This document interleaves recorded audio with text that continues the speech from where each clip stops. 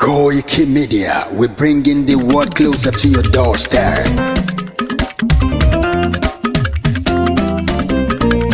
Koiki Media, Koiki Media,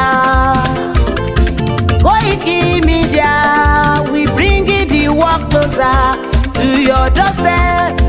Koiki Media, Koiki Media, Koiki Media, we bringing the world closer to your doorstep. Àwọn sálára àgbà yìí dá, àwa ló láṣà àti èdè. Gbígbédè lárugẹ nílẹ̀ Oòduà o, àwa gangan ni bàbá. Koiki Media, Koiki Media, Koiki Media, we bringing the world closer to your doorstep. Dem never sabi wetin we carry for her. But they move closer before them to sabi. I said dem never know wetin we carry for body. But they move closer before them to sabi. Ọ̀kín lọ lọ́jà ẹyẹ, kìnìún ló ló lajú. Ẹyẹ tó dorí kodò bí àdán ọ̀pẹ̀jẹ̀ lẹ́nu.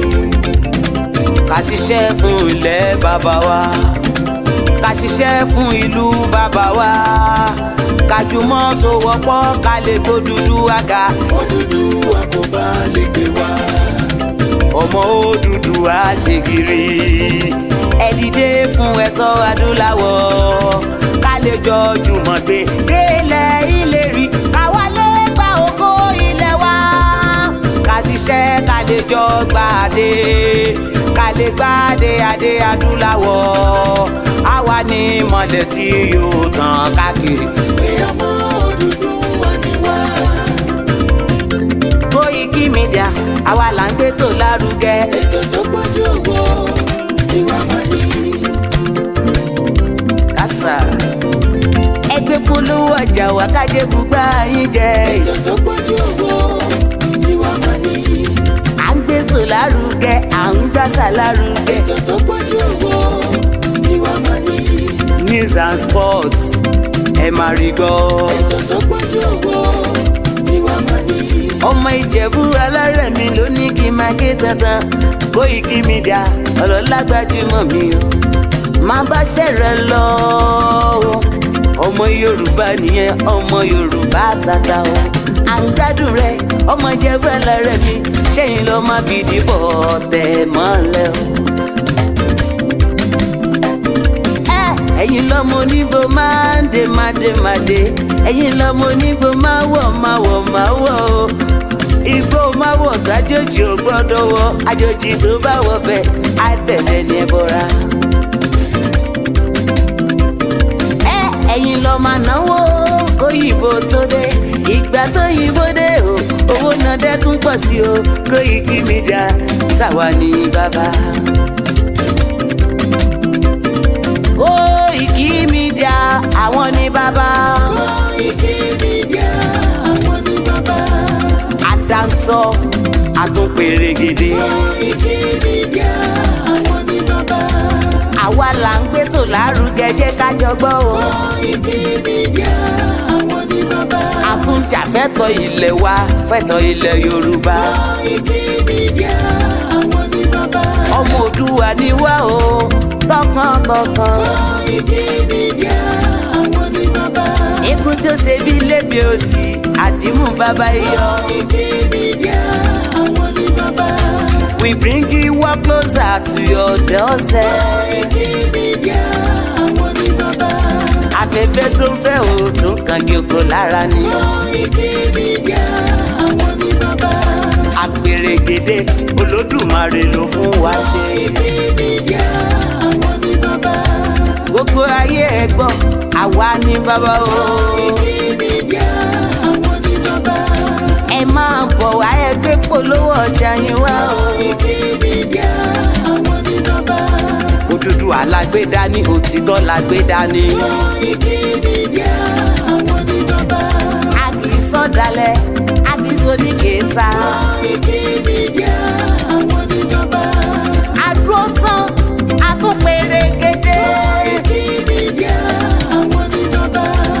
Koiki Media, we bring you work closer to your doorstep. Koiki Media is around. To give us latest. Is around. To give us latest. Ladies and gentlemen, ẹ mú kalẹ̀ sílẹ̀, ẹ tẹ́tí ẹ gbọ́ ètò tó pójú gbogbo.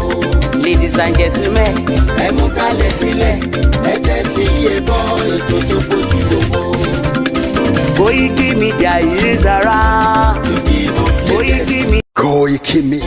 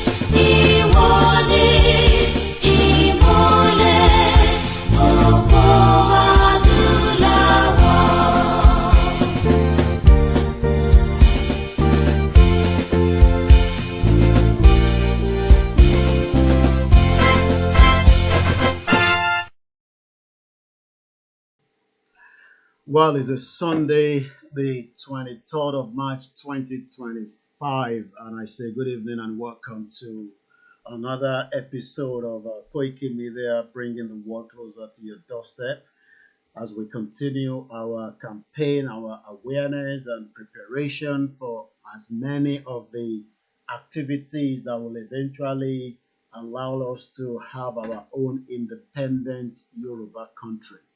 I welcome you to the broadcast. It's just coming up to 17:50. That means just 10 minutes before 6 p.m. But we do use 24 hours clock in the United Kingdom. I'm currently transmitting from my London base. There will be quite a lot of noise at the background, as much as I've been telling my children to allow me to have my own little time to do my broadcast. But I will not restrict them much if they are making their little noise and so much. But they will be able to control it. But just in case you are one of those that hate children and you born bastard, maybe you are one of those that think that because I am broadcasting, I must now make sure that my environment is so quiet and peaceful and then shut up my children's mouth. It's not going to happen. As long as I continue to stream within the comfort of my house, my family has been in this situation for 4 years. We have managed it, and it's entirely up to you to sit in the broadcast and enjoy my program with my children's sound at the background, or you fuck off. This platform is not a joking platform. It's a serious platform, and it's a platform that will be used as part of many platforms to prepare and educate many of the gullible Nigerians that think that they have a Commonwealth. That is the direction I'm taking us tonight. What is the meaning of Commonwealth? What impact does it have for us? But before we go into that, I've got some latest update coming from the Deputy Chairman of the YSDF. Let me first appreciate our leader, Professor Adebanji Akitoye, for the great job he's doing to make sure that the Yoruba people will leave Nigeria. Whether the current administration likes it is not my problem. That is their problem. Whether they want to continue to tell us lies to remain in this fake Commonwealth country that British, one of the globalists, created. The Yoruba people will pull out either by peace or by force. Britain has created it. We will pull out. The rest of the indigenous people can remain in that shithole contraction known as the jungle. My broadcast will be in English and Yoruba. Please do not tell me to speak Yoruba because the Yoruba broadcast. You have listened to many Yoruba presenters. They speak Yoruba. They don't speak English. This is a different platform. This is an international platform, and we use many activities of what is happening around the world to also gauge why the Yoruba people need to live. The Commonwealth is one area that many Nigerians think that because we are Commonwealth citizens, it will allow you to get to UK for free. It doesn't happen like that. It's one of the most corrupt organizations that we need to allow ourselves as Yoruba people to pull out of Nigeria, and we can have cordial relationship with Britain, but not under the fraudulent Commonwealth. So good evening and welcome to the broadcast. Fẹ́yìn àǹfààní gbogbo èèyàn tí ẹ ti ń darapọ̀ mọ́ wa bú kí n pẹ́ krọ́lẹ̀ ẹ káàbọ̀ sórí ìkànnì wa tí à ń pè ní Koiki Media. Ìkànnì tí ó wà lára àwọn ìkànnì tó ń jàjàǹgbara fún ìran Yorùbá láti lè tú nínú ìdì àti àdánwò tí àwọn Britain kó sínú ẹ̀ tí wọ́n fi ń pè ní Commonwealth. America jà tó fi gbára wọn sílẹ̀. Trump is talking about Commonwealth. Already the American citizens are warning him in advance not to go near this fraudulent globalist organization called the Commonwealth. But don't expect that from your corrupt politician. They are used to having this Commonwealth so that they can continue to allow Britain to suck all the resources out of the Yoruba land.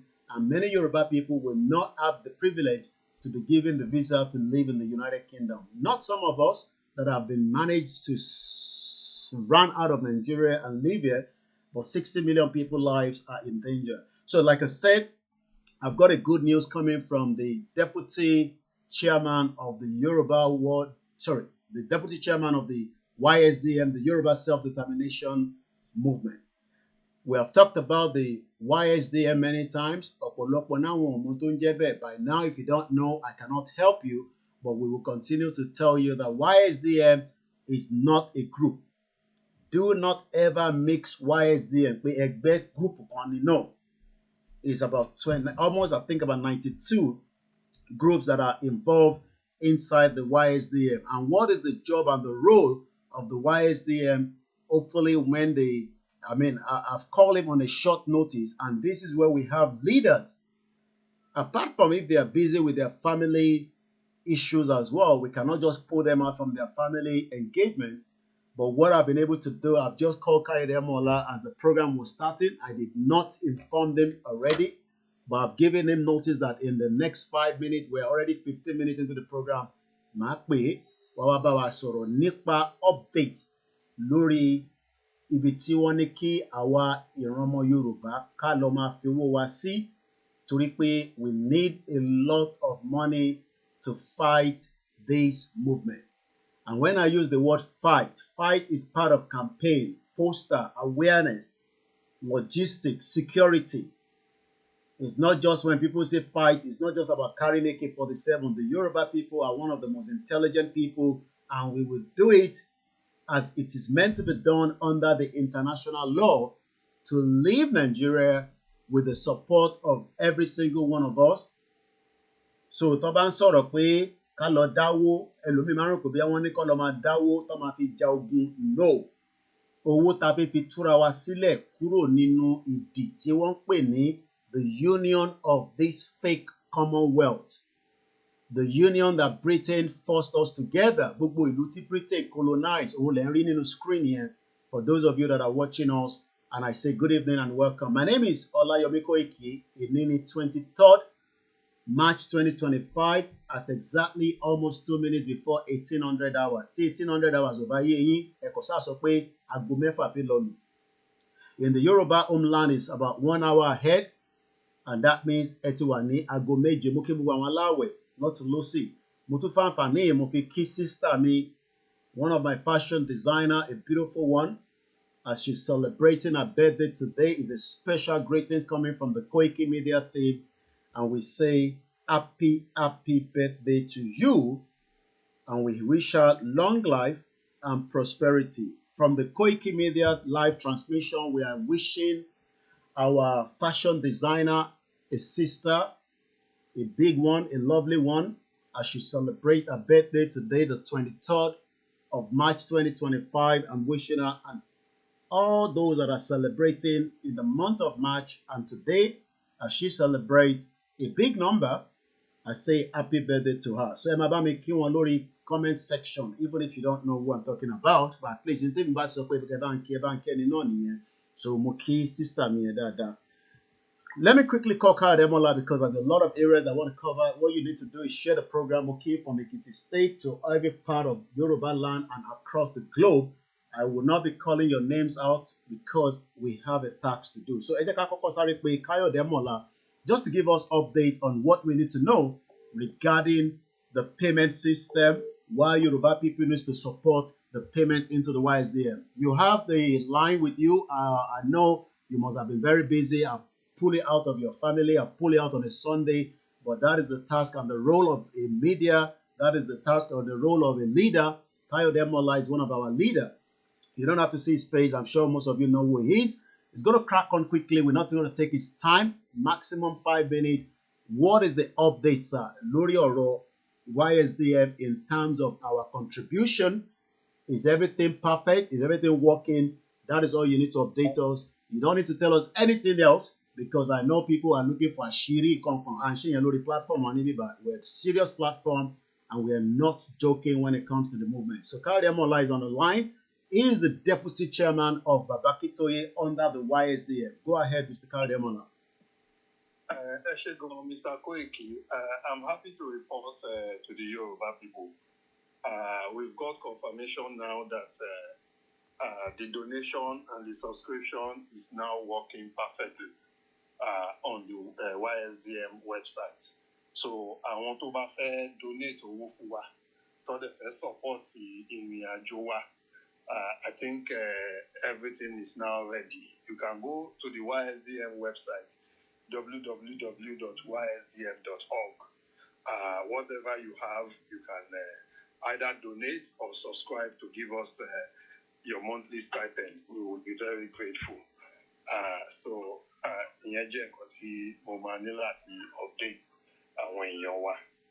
Ẹ ṣé gan. Thank you very much. And that is Mr. Kyle Demola. We let him go so that we can crack on with the rest of the program. So in T1 Sonic Way, www.ysdm.org.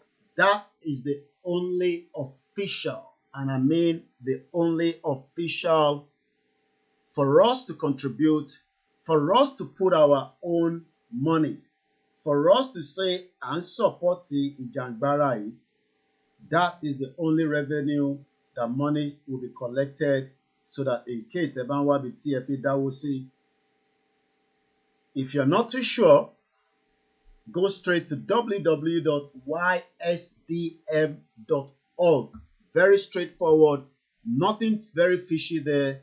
It is one of the most important places for us to visit so that we can contribute our own as well. So, I gotta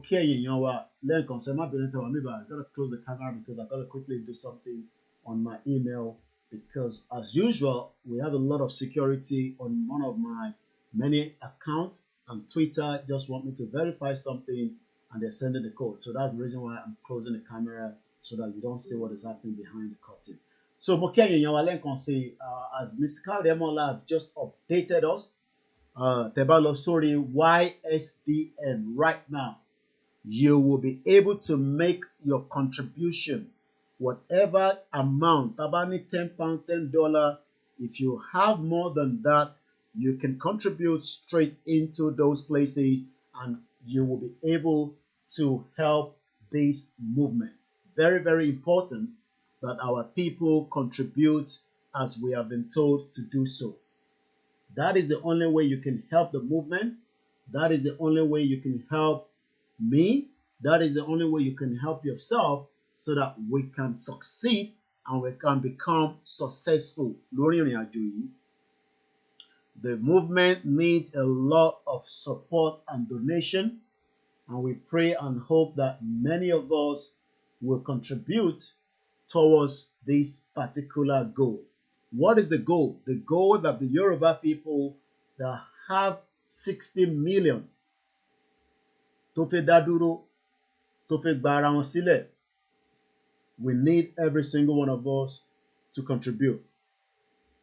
If you go there, you can do your monthly, you can do your direct debit and all that. Load the website. It doesn't have any account number apart from if you're sending money to the local currency. I'm sure most of you understand what that means. So the local currency, but some of us have been using it as well because the portal to the YSDM was not fully in operation. But right now, as we've heard from the deputy chairman of the Yoruba World Media, that the portal is now fully working. YSDM by now, just like people watch my telephone number. YSDM, all you need to do is .org. It takes you straight there and you can do all those donations and support that is needed to run this movement, to make this movement a successful outing. Because Yoruba Madaduro, nobody can stop it. They can delay it, but they cannot stop it.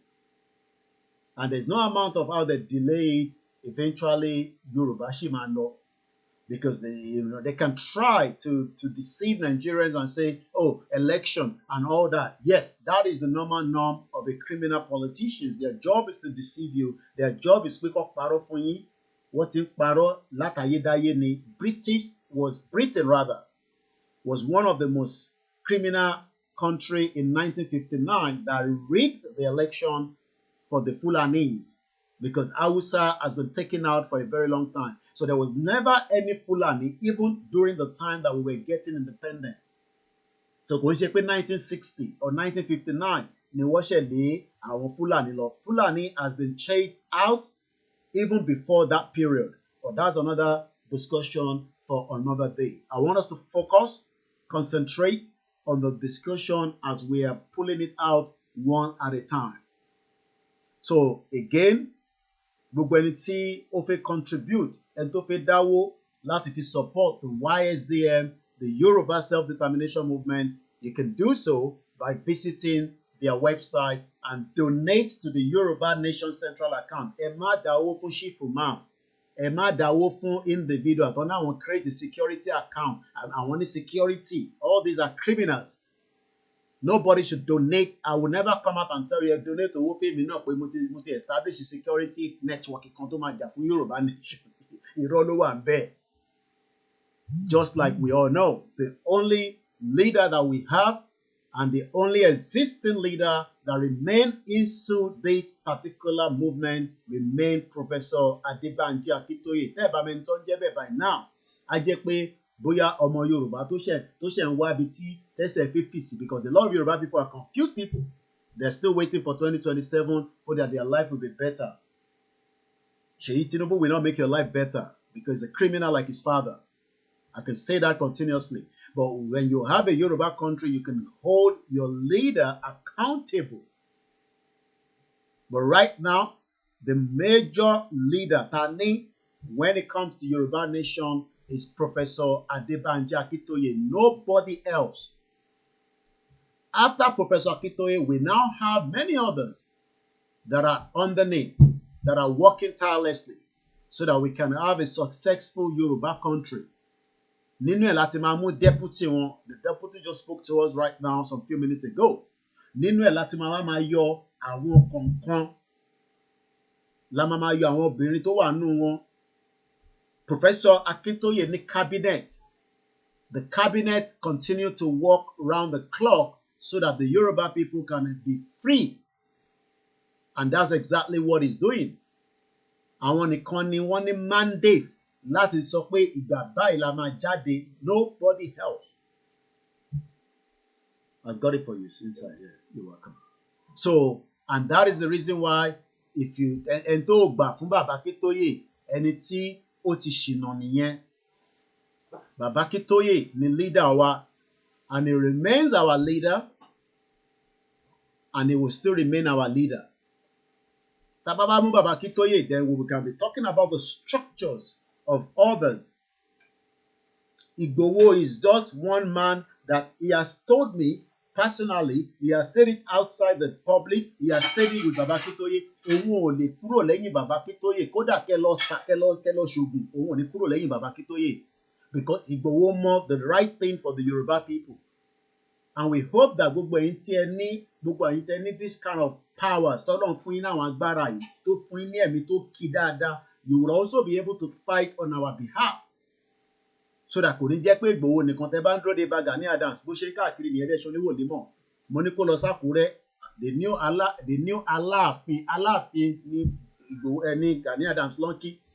Wọ́n ń pààyàn lákúrẹ́, Ọ̀yọ́ ló lọ. A tún sá padà sékòó. I don't know bíá ilé ń gejẹ ẹni tó ṣe lè lọ sílé. So if you're waiting for somebody like Gani Adams, I can say it, a lot of people will die in Ondo State. So better ká tètè múra sílẹ̀ dáadáa káwé ní tó máa gbà wá. Gbogbo ẹ̀yin tẹ́ jẹ́ alágbára l'Ondo State, ẹ má dúró de Gani Adams. It's not coming to save you. Many people will die. Àwọn èèyàn máa kú. You okay? Yeah. Come and take what you want to take. Yeah. I'm telling you to give me my book back because you wouldn't listen. Kí ló dé tó fẹ́ fi ní ìwé? Mo ní tọ̀dọ̀ tẹ wá. I got back with my book, I remember. Okay, share the job, okay? You know I'm on the program now. You see? That's a people on the program. So, ẹ má dúró de Gani Adams, gbogbo ẹ̀yin èèyàn ńláńlá èèyàn alágbára tẹ́ ń bẹ ní gbogbo ilẹ̀ Yorùbá. Tá a bá dúró de Gani Adams, ikú máa pa gbogbo wa tán nítorí pé òun náà ń sá fún ikú. Kò fẹ́ yẹ ká gbádá funfun ẹ̀ kó stain. So he's always running all over the place. I saw him saying that he wants to kill Aláàfin. Ta ló bẹ̀ wọ́n ṣe kọ́ lọ kí Aláàfin, kó fi Aláàfin sílẹ̀, kó má corrupt bàbá wa Aláàfin. Kò Aláàfin ń bọ̀ láti Canada, ẹni tó bá dẹ̀ jẹ́ diaspora, wọn kì í parọ́. Òtítọ́ ló máa ń sọ. Gani Adams ti parọ́ fún wa, ó ní òun ò ṣe Yorùbá nation. Ó ní Yorùbá nation kan lóun fẹ́, òun ò tí fẹ́ Yorùbá nation nísìn. Ó dìgbà tó bá pa gbogbo wa tán. So èyí tẹ́ jẹ́ alágbára, ẹ kóra yín jọ. Ẹ má dúró de Gani Adams. Kò ní any reason tá a máa ní à ń dúró dè. Ó dẹ̀ ń jowú ni. Until tó bá padà sílé la máa fún ní respect àti akọ́lé. But for now lórí platform ìyàwó ní fún ní respect. Ìgbòho rẹ̀ rán mi iṣẹ́, mídíà ni mí. Bàbá Akintoye rán mi iṣẹ́, ẹ̀ẹ́dẹ̀ lè ní kí n shut up ẹnu mi. Because òun ló pe rẹ̀ ní òun ló náà fẹ́ jẹ Ààrẹ Ọ̀nà Kakanfò. Bí ó fowó jẹ ni, bí the late àtẹ̀nà ọba kú ọba wájà ni, bí ọba tàná ló kọ̀wé kó da ìjà tó jà because wọ́n ló jà dáadáa náà nígbà MKO Abiola. But nísìn kò fẹ́ jà mọ́ kó máa jẹ pátí káàkiri, kó máa ya picture, kó máa upload ẹ̀ sórí social media, kó máa lọ Cairo, kó máa lọ Egypt. Wọ́n ń pa àwọn èèyàn lákùúrẹ́ nílùú Èkó, ó lọ sọ́yọ̀, ta ló bẹ́ ṣẹ́? So mo kí ẹ̀yin èèyàn wa. So good evening once again and welcome. Just share the program and that's the most important thing. Àìtí ìbéèrè owó nísìn, bóyá ṣe máa béèrè owó ká tó lọ. Mo fi tọ̀wọ̀tọ̀wọ̀ mo fi kíyà mi dáadáa pé ẹ káàbọ̀ sórí ìkànnì wa. So Baba Akintoye, like I said, moving forward, is the leader. So just before we step out of the YSDM, ká tó tún parí ètò, màá tún rán yín létí. Let us push where our mouth can be able to say yes. Owó tá ń dá síbẹ̀, it is for a purpose. Tá bá ti declare Yorùbá country wa, which we have the right, Baba Akintoye ní right láti declare. Tó bá declare, bó bá wọn Tinubu kó ṣe state of emergency, tó bá bí bàbá ńlá anybody kó máa bọ̀ kó náà fi wá ṣe state of emergency nílẹ̀ Yorùbá. Ẹ mọ tán pè lọ́mọ Yorùbá, ní láti fi gbẹ́nu sọ̀rọ̀. Àwọn ọmọ Igbo ló sú ẹgbẹ́ ló ń ṣe state of emergency fún ọlọ́mọ ìtọ́ tí mo tó yẹ kó fi. Ọ̀dẹ̀ tí mo tó fẹ́ kó ṣe. As I speak to you today, there's another bomb blast or explosion that has happened in Rivers State. Nígbà tó bá jó gbogbo ẹ̀ tán, ní tí Tinubu máa fi ṣe government àárí. Tó lórí òun pé ní a sọ fún títí. Ẹ ṣàfi jẹ́ kí ọ̀rọ̀ yìí kó dogun nígbà tó bá dogun nísìn. Ẹ wá rò pé máa sá lọ. Ẹ ní sá lọ anywhere. Gbogbo yín pátápátá àti Tinubu. Ẹ ní sá lọ anywhere. Torí à ń sọ fún yín nísìn pé àwọn ọmọ ìjọ ń bínú, Biafra ń bínú. Kàtẹ́ sọ pé àwọn Hausa lè trust àwọn yẹn torí àwọn nǹkan táwọn fẹ́. The country is in turmoil. The country is not fully working. And gbogbo títí òfin ṣiṣẹ́ ká bẹ̀rẹ̀ sí wọnú ètò. Ẹ jókòó dáadáa. Mo ní tẹ bá ti wá sórí bíbá gangan ni mídíà tó máa gbé. Ṣé rí gbogbo bí tẹ́ ti lọ tẹ́lẹ̀ yẹn? Àwọn yẹn ń ṣiṣẹ́ takuntakun. Bẹ̀tẹ̀ bá ti dé bíbá international ni. A máa mú international news tó ń lọ lágbàáyé tẹ́ pé ìkọ́ fẹ́ mọ̀ pé Koiki kí ló ń ṣẹlẹ̀ lágbàáyé torí etí wa àgbọ̀n kankan.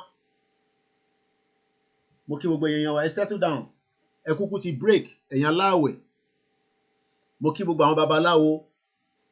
ẹ túbọ̀ bá máa dífá ní gbogbo ìgbà lóòrèkóòrè in tó bá ń jáde pé a fẹ́ jáde a máa jáde pé èèyàn kan máa ní àní jáde yẹn irọ́ a máa jáde bí ìyàwó ajé olókùn ṣe sọ we will come out but that is only when Baba Akintoye will make that available to us. Your job, my job is to just go and prepare for when it is going to happen. But it is going to happen and it is not going to be something that it is not going to happen. Bó ṣàdúrà pé kò ní ṣẹlẹ̀ ẹ̀rọ ló pọ̀ máa ṣẹlẹ̀. So once again, retweet, share the program. We are streaming on full 3 YouTube channels. So ẹni tó bá náà wọ́n rí wa, ẹ lè rí wa láíláí náà nìyẹn. Àwọn èèyàn ìyá dẹ̀ máa rí wa. Because I don't know why we can be streaming on 3 YouTube channels. The Koiki Media channel is currently on suspension. Like I said, we hope it's going to be back by sometime next week. But right now, kò sí any reason tí yàn kan máa sọ pé Koiki àmọ́bí tó wà àrí program yẹn. That is not my problem. Problem tẹ̀yìn nìyẹn because we are doing everything. Mo sọ fún yín pé there was a lockdown. Mo kí ẹ Aziz. There was a lockdown. Intro is now fully working. After tí wọ́n ti review problem tó ṣẹlẹ̀. So bó ṣe máa rí náà nìyẹn nírìn àjò Yorùbá nation. Nígbà tí lockdown bá ṣẹlẹ̀, tẹ́ gbogbo ẹ̀ wà lockdown bíi ti Heathrow airport tó lockdown complete lockdown nǹkan tó bá rìn lókè. Ẹ̀yà yìí náà rí pé nǹkan kan rìn lókè.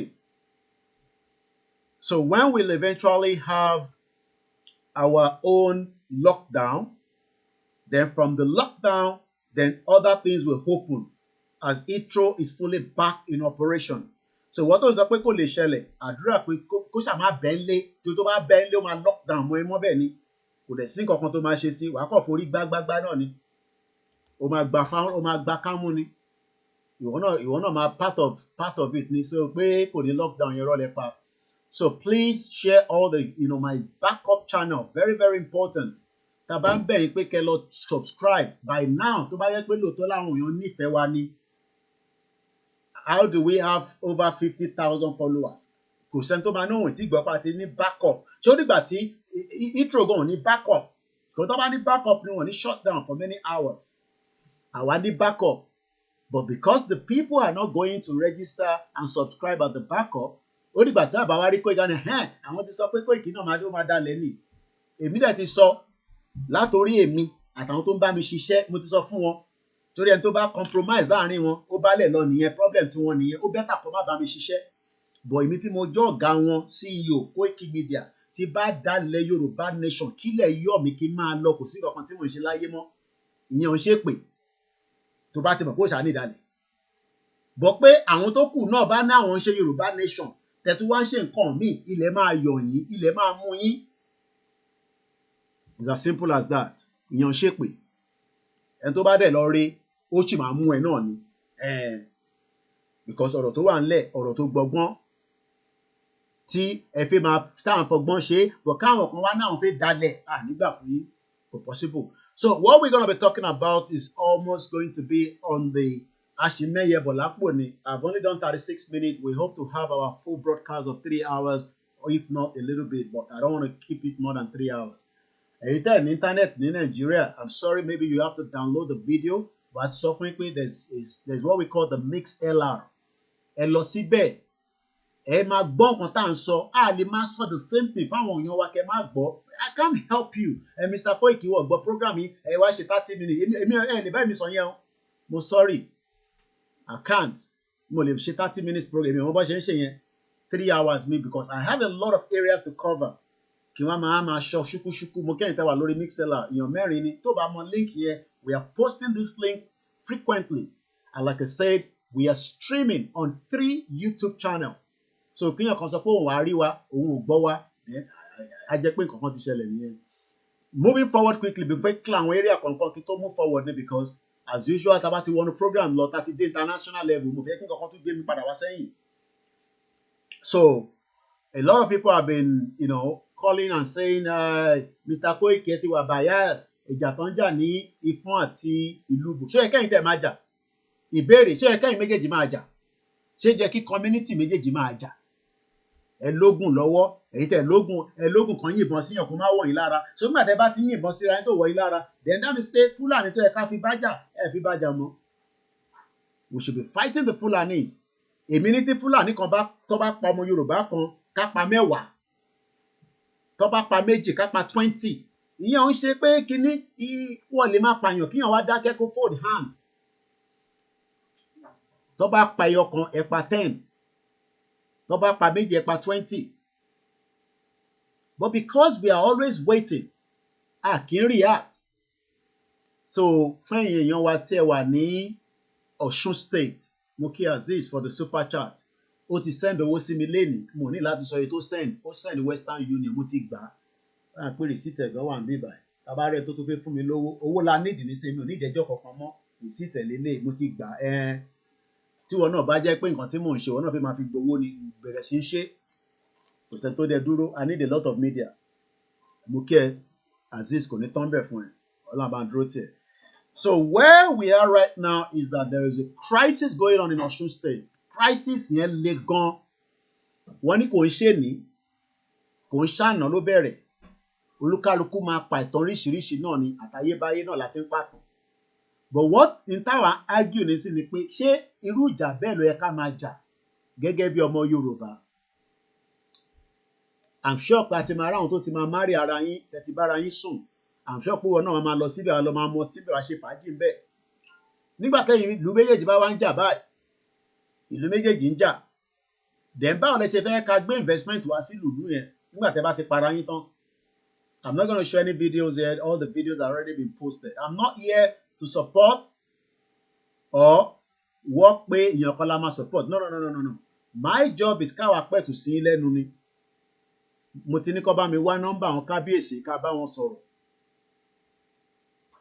Nísìn tí ó ti wá sórí ọ̀rọ̀ social media, àwa gbọ́dọ̀ panú ẹ̀ ni. Tó bá dẹ̀ pé wọ́n sàsí bẹ́ẹ̀ náà ni ẹ jẹ́ ká ṣètùtù kí gbogbo ẹ̀ ní, because a ti wà lójú agbámi. Irú ìjà tẹ́yìn jà yẹn nísìn, àwọn ò ní jà, but tí nǹkan bá dé nígbà tẹ́yìn bá ti ń bára yín jà, then tí wàhálà bá eléyìí táwa fẹ́ bá lọ nísìn, ẹ máa fi tí ń disturb wa náà. À nídìí yẹn, à nídìí kílẹ̀ Yorùbá kọ̀ọ̀kan máa bára wọn jà nísìn. So mo bẹ̀ yín, because aláwọn tó ń ṣe Yorùbá nation, àwọn kan tún ní ẹ pé kan náà àwọn community yẹn wọ̀ ṣe Yorùbá nation, wọ́n wà against it. I don't think so. There will always be. Ṣé àwọn gbogbo ọmọ Yorùbá ló ń support Yorùbá nation? So that, yes, I'm now told support within the community. But what I am here to say is that we need to just plead with this community. À ń bẹ̀ yín ni. Èmi Koiki ń bẹ̀ yín ni. Wọ́n ní kò sọ́wọ́ olóṣèlú ń bẹ̀. It does not matter. But what matters is that ẹ wo ti àwọn abiyamọ, àwọn ìyá tó kàn ń lọ ká. Ẹ mọ̀ pé tá bá tẹ̀ ẹ́ pé Fúlàní fún wa bá wa jà nísìn, àwọn ọmọ bá ṣe fẹ́ protect gbogbo àwọn ìyá wa tó ń sá káàkiri yìí. Ẹ wo àwọn ìyá oníyà tó kàn ń lọ tó ń bọ̀, ẹ ti dà wọ́n nú. Wọ́n ti para wọn gan. Ọ̀rọ̀ tí mò ń sọ, ìjà yẹn kò ń ṣèjà kékeré, fíìmù kékeré la rí wò lórí social media. Some of the videos we can upload it. So I'm not here to defend any one of you. Àtẹn tó pè mí o, àtẹn tó pè mí, èmi kọ́ mo á defend yín. No. My job is to tell you to please look into this and ask, ṣé ó necessary pé ká jà nísìn, ká bára wa jà nísìn? Àwọn kan ló ní ibẹ̀ tẹ́lẹ̀, èèyàn kan ló wá gba ibẹ̀ tẹ́lẹ̀, gbogbo yẹn à need yẹn. Inter need ni peace in Yoruba land. We need the peace. And I pray that we will have that peace very soon, as many of you have watched. Some of those images are very upsetting. Nígbà tí àìtí ogun kan tí dé, à ń bára wa jà, à ń dá ogun sílẹ̀. Àwa gan tí a fẹ́ gba orí M1 kọjá, kò ṣe side yẹn la fẹ́ gbà kọjá náà. Àwa tá fẹ́ lockdown bíi ti Heathrow airport, kò ṣe bẹ́ẹ̀ la fẹ́ lockdown. Ẹ má lọ́ọ̀kì Ìfọ̀n, ẹ má lọ́ọ̀kì Lóbò, ẹ má lọ́ọ̀kì Ìrìn, ṣé Ìrìn Ọ̀ṣun àbí bẹ́ẹ̀ àbí ẹ má bínú tí n bá pronounce ẹ̀ dáadáa. Mo bẹ̀ yín ni. So gbogbo ẹ̀yin èèyàn wa tẹ́ bá mọ àwọn èèyàn ládùúgbò ní agbègbè yẹn, please tell them that èmi Ọláyọmí Kóìkì. Èèyàn kan pè mí lánàá 1 hour. Everybody will always have something to say, but in táwa ń sọ ni pé a bẹ̀ yín ni. Àti Ìlúbò, àti Ìfọ̀n, àti ṣé ẹ̀sìn àbí kíní kan, I can't remember the other side. We are pleading. À ń bẹ̀ yín ni pé kẹ́ jọ̀ọ́. À ń bẹ̀ yín ni. À ń bẹ̀ yín. And I hope that mo mọ̀ pé àwọn kan ò ní gbọ́. Ṣé rí nǹkan tó àwọn yẹn máa ń believe ni pé àbá náà máa retaliate. Yes, it's normal. Normal nìyẹn. Ẹ ti wá bà nǹkan wa jẹ́, àwa náà máa bà nǹkan jẹ́.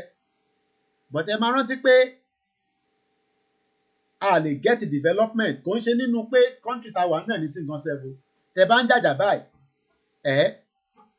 tá bá délẹ̀ lérí, development ò ní dé sí gbogbo bẹ̀ yẹn o. And we don't pray something like that. Àwa fẹ́ kí development wà káàkiri gbogbo ilẹ̀ Yorùbá. Èmi kan fẹ́ gbádùn ilẹ̀ Yorùbá. America mi has not left America. Kò tí travel ayé ẹ̀rí because wọ́n ní 52 states. Kò dẹ̀ tí rìn 52 states yẹn tán. So in the future, ṣé nígbà tí mi bá dá iléeṣẹ́ síbẹ̀ ẹ̀ nísìnyí tẹ́ bẹ̀rẹ̀ sí bára yín jà ẹ wá lọ jẹ́ iléeṣẹ́ wa. Could make sense. So we're here to just say please and please ẹ bá wa sọ fún gbogbo àwọn tẹ́ bá mọ̀. Àwa wa tẹ́pọ̀ sí o media àwa kò ní pa promote it. We're just pushing the message out because àmọ́ orúkọ báyìí tẹ́lẹ̀ wọ́n ló ti ṣẹlẹ̀ rí tẹ́ nígbà tó ṣẹlẹ̀ yẹn èmi wá bí ṣe máa jẹ bí ṣe máa mu ní UK báwo ṣe pé mo tó ṣẹlẹ̀ ní Ifọ̀n. But now that the social media ìyẹn la ṣe ń sọ pé we are in the new media era. Media tó máa rí gbogbo nǹkan ó ti yàtọ̀ sí media ti tẹ́lẹ̀ tí kankan máa ṣẹlẹ̀. So ìyẹn ló ṣe jẹ́ kó spring out quickly tó lọ káàkiri gbogbo àgbáyé. And we purposely push it out there so that káwọn èèyàn lè rí i pé ilẹ̀ Yorùbá ń bára wọn jà. Àrà àwọn tó máa ṣàdúrà, àrà àwọn tó máa gbàwẹ̀, àrà àwọn tó máa ṣètùtù, àrà àwọn tó máa lọ bá babaláwo. So that's all I can say because I got to move forward because we're already 44 minutes into my transmission. So mo kí gbogbo wa lẹ́ẹ̀kan sọ, I say good evening. Mo kí bàbá wa Ìgbòho Òòṣà. Mo kí yín dáadáa. Mo kí George Akínọlá. Àtẹ̀yìn tá bá ń dárúkọ, àtẹ̀yìn tá dárúkọ because not everybody will mention their names. Again for secure, a lè kó gbogbo a lè mention Gani Adams because Gani Adams ò ṣe Yorùbá nation. Dẹ̀ ní kó ṣe Yorùbá nation but àwọn tó ń pa ni a ní kó lọ bá wọn yanjú ẹ̀. Let him go and resolve the problem of the people that are being killed. Torí kò ṣe Yorùbá nation, òun ò wá fún Yorùbá nation. It's not part of Yorùbá nation. Tí Gani Adams bá sọ fún pé òun ṣe Yorùbá nation, irọ́ ló wà ń bẹ̀. Because àwa pé nígbà tá a kọ́kọ́ bẹ̀rẹ̀, pé kò dá wa lóhùn. Àwọn Yorùbá One Voice lọ set up, àwọn lè ní àníyàn pé wọ́n fẹ́ Yorùbá nation but ọ̀gá wọn tó jẹ́ Gani Adams kò fẹ́ Yorùbá nation kankan. Bí a restructure ló fẹ́, I don't know, but tó bá náà ń fẹ́ Yorùbá nation rọ́ ni, àtẹ̀ní kó fẹ́ Yorùbá nation. People are being killed in Ondo State. Let him go there and sort the problem out. So bó ṣe jẹ́ nìyẹn. So let's come back. Òyìnbó máa pọ̀ nísìn and I might not have the time to be doing a lot of translation. Gbogbo àná la gbọ́ ṣúkúṣúkú díẹ̀díẹ̀. Mr. Koiki àgbọ́yìnbó irọ́ ni. Gbogbo àná la gbọ́ díẹ̀díẹ̀. Broken gbogbo ẹ̀ náà la máa sọ. But ibi tí mo fẹ́ gbé yín lọ lálẹ́ yìí, ibi tó wà very very important tó ẹ farabalẹ̀ kẹ́ gbọ́. Ìwọ tó ń tako Yorùbá nation. You that you are against the breakup of Nigeria. I want you to put your mind now back into the broadcast. How many of you know the meaning of Commonwealth? When they talk about Commonwealth, kí ló ń common? Ìlóbù, okay, ṣé gan ni wọ́n ti correct wọ́n ní Ìlóbù ló ń jẹ́ Mr. Koiki ṣé gan ni. Mo kí gbogbo àwọn ọba méjèèjì tó ń bẹ ní gbogbo àwọn community yẹn. Ọlọ́run á fi á pètù sí community yẹn. Tó bá jẹ́ àwọn Fúlàní náà àwọn kan ní wọn kò ní ọwọ́ Fúlàní nínú o. Because mo gbọ́ tí brother mi kan mo fi dárúkọ ẹ̀ tó ṣe program tó ń sọ̀rọ̀ Fúlàní kò ní ọwọ́ Fúlàní nínú. Àwọn ọmọ wa ló ń bára wọn jà gidi ni o. Ìjà gidi ni o. Kápá ọ̀rọ̀ fi sílẹ̀ bẹ́ẹ̀. Kò lọ́wọ́ Fúlàní kankan nínú. Èmi ni mo sọ bẹ́ẹ̀. Àwa ti ṣe investigation kan lẹ̀. Kò lọ́wọ́ Fúlàní kankan nínú. But ìtakọ̀sọ ni pé kọ́lọ̀ kó pẹ̀tù sí àwọn ọmọ wa lẹ́yìn ara àti Ìlóbù àti Ìfọ̀n. Àfẹ́ wàhálà o. Ẹ jọ̀ọ́ àtúnfẹ́ jí láàárọ̀ la ká tó máa rí ẹgbà wá o. Èmi fẹ́ máa gbọ́ lockdown àti lock ibì kan down ká lock it down bí Heathrow airport ká lock it down kí kankan máa rìn. Àwọn agbára tèmi fẹ́ kẹ́ gbé jáde nìyẹn nígbà tá a bá ti jáde fún night vigil kẹ́ gbé àwọn agbára yẹn jáde. sójà tó bá ṣe anything kó gbẹmọ lára kó mọ̀ pé ọmọ Yorùbá ni wá ká ránṣẹ́ sí wọn kó yẹ pé àwọn tó tún ń bọ̀ àmọ́ pé ha ẹ̀ràn ti wẹ́ẹ̀tẹ̀ kí káṣọ máa gbẹmọ wọn lára ẹ̀rọ àwọn oògùn tó ẹ lọ bá àwọn bàbá yẹn àwọn bàbá kan sì wà láyé gbogbo àwọn community tá à ń sọ yìí nísìnyí àwọn bàbá kan wà níbẹ̀ ẹ lọ bá wọn pé a máa jáde bàbá àfẹ́ fi jà àfẹ́ fi protect ara wa ni sójà tó bá gbé ọwọ́ báyìí kí ọwọ́ yẹn kó hang síbẹ̀ káwọn tó kó máa bèrè pé kó gbá ọwọ́ wálẹ̀ and it can be done ìyá mi àwo níyì wọ́n ní Koiki fíìmù tó ní ká lọ wò yẹn èmi ò lè wo ẹ̀yin àgbàlagbà ò ní lè wúrọ̀ àwọn fíìmù yẹn àwọn ọ̀dọ́ báyìí la lè wò ó kàn dùn mí pé íńtánẹ́ẹ̀tì ò sí fún púpọ̀ nú yín nílé ni ẹ lọ wo múfì tí mo ní kẹ́ lọ wò yẹn ẹni tó báyìí ti wo múfì yẹn ẹ lọ wò ó èèyàn kan kò kú lọ́n porúkọ ẹ̀ kò kú mọ́ kíkọ̀ sáré fún yín ní picture torí a fẹ́ máa tẹ̀síwájú tí bá dẹ̀ ti gbẹ́nu sórí Commonwealth yẹn mo fẹ́ kí nǹkan kan kó bring me back ẹni tó báyìí ti wo múfì ìyàwó wo ní ìwọ́n ní Koiki ilé tó ní ká lọ wò yìí ti lágbára ju ó gbọ́dọ̀ lágbára fẹ́yìn àgbàlagbà bọ̀ fẹ́yìn ọ̀dọ́ gbogbo ọgbọ́n tá máa fi ṣe gbogbo ẹ̀ a lè máa sọ lórí social media especially lórí ìkànnì Koiki Media ó ti wà under the radar ó yẹ kó yé yín so èmi máa lóríṣiríṣi èdè ẹ mọ̀ pé mo rẹ̀ gbọ́ Yorùbá dáadáa báyìí so èmi máa fún yín ní different coded way tẹ́ máa fi ní understanding pé yes nǹkan bọ̀ so fẹ́yìn tẹ́ fẹ́ lọ wo movie yẹn tẹ́ bá ní àyà bíi ti Koiki báyìí tó yẹ pé ọkàn yín ti kí gẹ̀ǹgẹ̀gẹ̀ǹgẹ̀ ọkàn wa kí bíi ti Jésù Kristi àti ti Muhammadu sallallahu alayhi wa sallam ẹ lọ wo movie orúkọ ẹ̀ ló ń pè ní Sisu ẹ ṣáà type ẹ̀ sórí Netflix yín àbí Amazon ẹ wá mọ̀ pé nǹkan ń bẹ ìyàn máa ṣe training ní gbogbo ìgbà ni bẹ́ẹ̀ ni wọ́n ní ìyàn kan dẹ̀ confam ẹ̀ náà bàbá wa mú ìdí wọ́n ní yes you are right Mr. Koiki it is not Fulani but we can't say it is politics inside normally nìyẹn politics ilẹ̀ Yorùbá politics òfò tó ń ṣe yẹn náà ni but kò sọ́wọ́ Fúlàní nínú ìjà tó ń lọ lọ́wọ́lọ́wọ́ yẹn so mo tún fẹ́ mẹ́nu lọ síbẹ̀ yẹn máa ti move on so fẹ́yìn èèyàn wa èèyàn tẹ wà ń lé ó dùn mí gan pé mo ò lè show yín ni because kò wà tó wà lórí Netflix kò ṣe máa show fún yín báyìí if not màá kọ́ gbé Netflix mi màá tán tó bá yẹ pé mo wà nílé àwọn ibìkan wà tá a ti máa lọ máa wo àwọn fíìmù báyìí màá kọ́ kó yín papọ̀ màá tán Netflix yín fún mi màá gbé sórí large screen irú àwọn fíìmù báyìí mo fẹ́ kẹ́ lọ máa wò kẹ́ lọ kọ́gbọ́n ọgbọ́n bẹ nínú gbogbo àwọn fíìmù tí bá ní kẹ́ lọ wò ọgbọ́n bẹ níbẹ̀ ìmọ̀ bẹ níbẹ̀ but like I said a lè show yín nǹkan tí bá show yín nísìn kó má lọ affect channels wa I'm sure pé gbogbo yín rẹ̀ fẹ́ kí channels wa kó lọ́lẹ̀ so ẹ lọ wò ẹni tó bá lè láǹfààní torí àníyàn tẹ́ lè wò lọ́dọ̀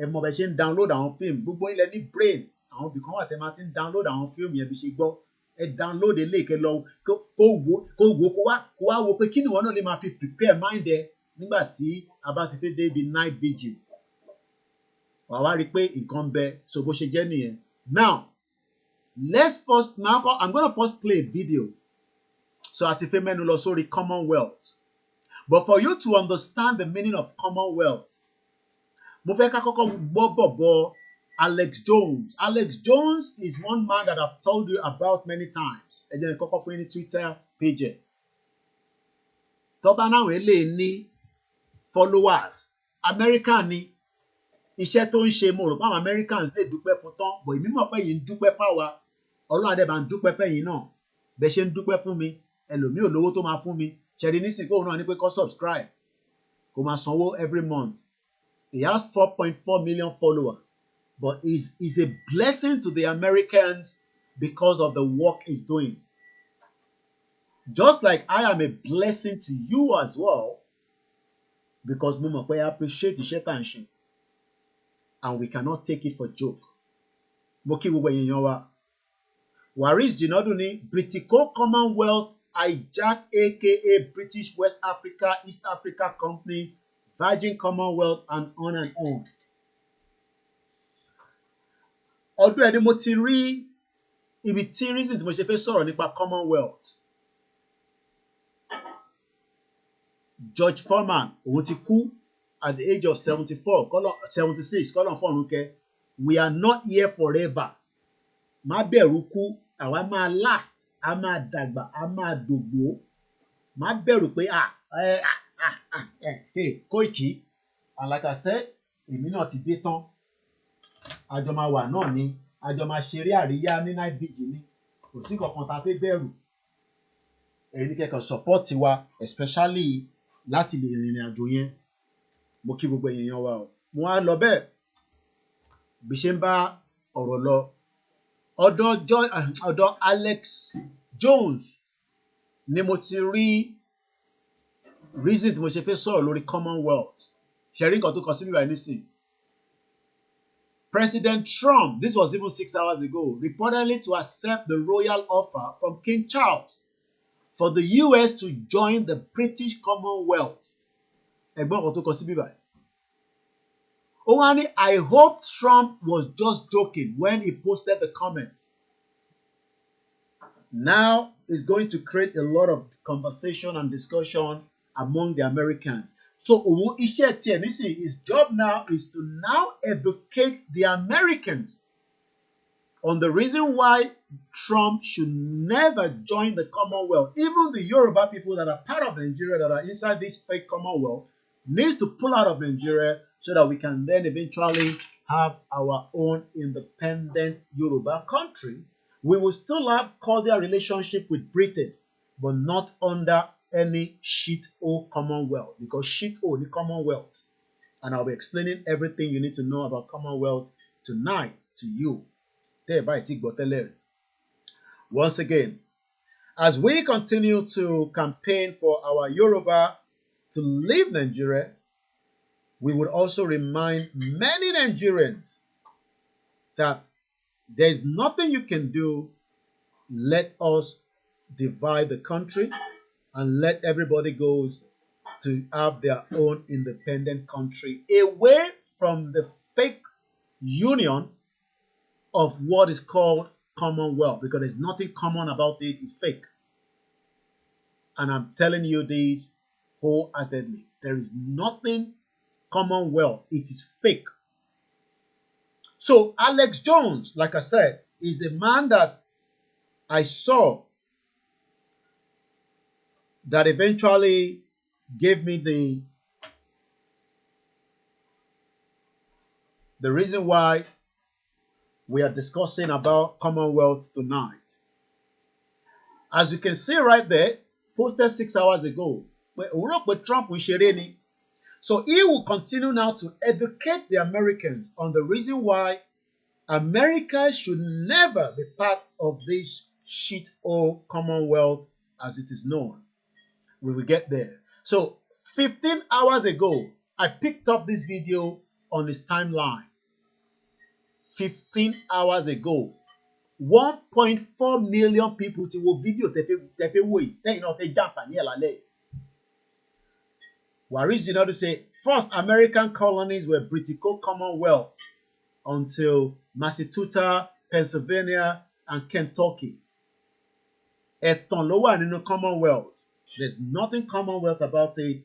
It's just another way to deceive many innocent indigenous people that we should remain under this Commonwealth. Nothing common. Let us have our own independent country. We are better off. We can have good relationship with Britain. I'm not saying that we should not have cordial relationship with Britain, but not under a fraudulent Commonwealth, because there's nothing common about it. So the video that we are going to watch, like I said, was posted at about 3:16 a.m., I believe, US time. And this video has now been watched by more than 1.4 million people. So what do you think has happened? Many people told their money per tele. They've learned about it now. They know about it now. And now they can also start saying, no, Trump. No.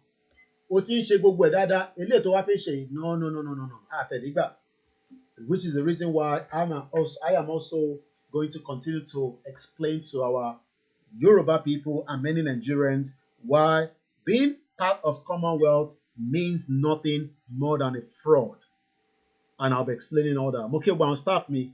We continue to need your support.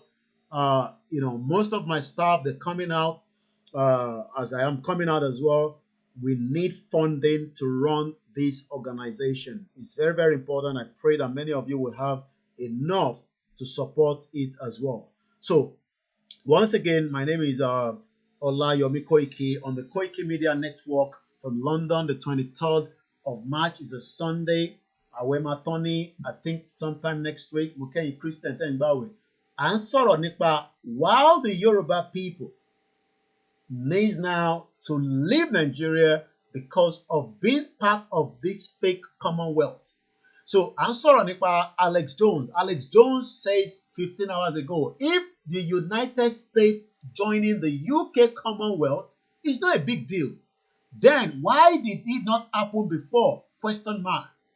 Ó wá sọ nǹkan kan tí mo fẹ́ ká take note of. I have talked about this many times, but it seems that many of us don't understand what the globalist is all about. Who are the globalists?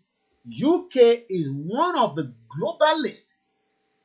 The United Kingdom is run by globalists who hate the very existence of America.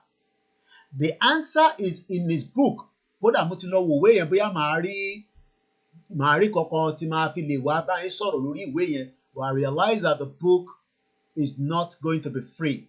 I have to purchase it. That is the book, Alex Jones, 1984 to 1776. Tẹ́ bá dẹ̀ rántí, oh my God, wife mi ló gbé kinní kúrò ní bíbá nísìn. Ìgbà tí mo ti travel, ti move àwọn kankan kúrò lára bíbá. Ṣé rántí pé mo ní frame kan tí màá fi ń wọ̀nyí ní bíbá? Frame how America got their independence. So what this guy must have explained in the book, according to the book, is that Alex Jones sought out through the conglomerate of government deception, exploring propaganda, the evolution of the police state, the New World Order, and the true meaning of 9/11 in his explosive first book. While millions have listened to his radio show and watched his documentary films, this is Alex Jones' first foray into print, which is sure to gain him many new converts and blow the lid off everything the public aren't supposed to know, just like I am doing right now. One day, many of you want to read my book because you want to be fascinated about this man, this young man that is so bold. And I'm very bold. I can say that myself. I'm bold because you got to be very bold to do what I'm doing. If you're not bold, you cannot do it. Oh, Tobe. You got to be very strong in mind and spirit because you cannot do what we are doing if you are not a bold person. To come and sit down and talk and to be able to bold to go back home in 2021, to go back again in 2025, and the consistent for the last 5 years, many people would like to read a book from somebody like me, and I'm sure you know what I mean by that. So what I'm trying to explain to us is that Alex Jones, that we are going to extract what he has said. I will play the whole 5 minutes 38 seconds to start with. Then you will then be able to understand the reason why I am saying what I'm saying every day, that the globalist, that the UK, according to him, I have said it this many times, but he is also saying the same thing, that the United Kingdom is run by globalists who hate àwọn tó nífẹ̀ẹ́ kankan. How do you expect UK to love Nigeria or the Nigerian people, knowing fully well that we are not one, yet they went ahead and put us together in this jungle called Nigeria? So you can see why the argument that we are saying that, how then do you want to now say that you are part of the Commonwealth? The purpose of the Commonwealth is nothing more than what favors Britain against the indigenous people. So now we're going to watch the video in just about a few minutes, but I want us to remember that until we all come together and start asking the question, what is common about Commonwealth? Kilo common. What is the purpose of being a Commonwealth citizen? What is the advantage? How does that help you? How does that bring food to your table? All these are questions that we need answer. And the answer is available. But the problem is, many people still waiting that Commonwealth is in the interest of the Yoruba people, the Biafra people, or those that are still not understanding that we need now to have our own independent country. Mabinu, we'll start Instagram quickly because it's only 1 hour we normally have on it, and that means I need to start it again so that they're not going to be missing anything. Program. Thank you so much, everyone. Please share the program and invite some of those that are not in the broadcast to do so. So again, looking at your screen right now, all these are countries. Global countries to Britain to colonize. And if you look at America there, America I think is from America Gbadawonsile is 1776. In America, right? Gbadawonsile. The question is, how soon do we Yoruba people want to leave Nigeria so that we can also Gbadawonsile? Because Ijo Tabati Kuro nínú Nigeria officially, we are no longer going to be part of this Commonwealth anymore. But Tabashi wa nínú Nigeria, Yoruba people under our fraudulent politicians will keep us inside this Commonwealth. So this is the reason why we got to push everything possibly best within our rights, within the right of the United Nations, the right of the Yoruba people, because we cannot just be using the right of the United Nations. I want only right as Yoruba people to declare and leave Nigeria. I'm not talking about the fake declaration by this fake woman calling herself, 419 woman.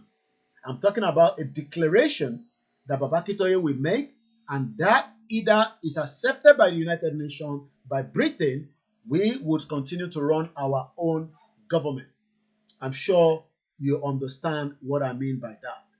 But right now, before we have that declaration, before we make that declaration, Agbodo Shalaye, we got to explain to millions of Yoruba people that still do not understand their right from their left. They are still hoping that, yes, we are in Nigeria, but the Nigeria that we are in will still work. It's just that right now it is not working. But what they still don't understand is that it will never work.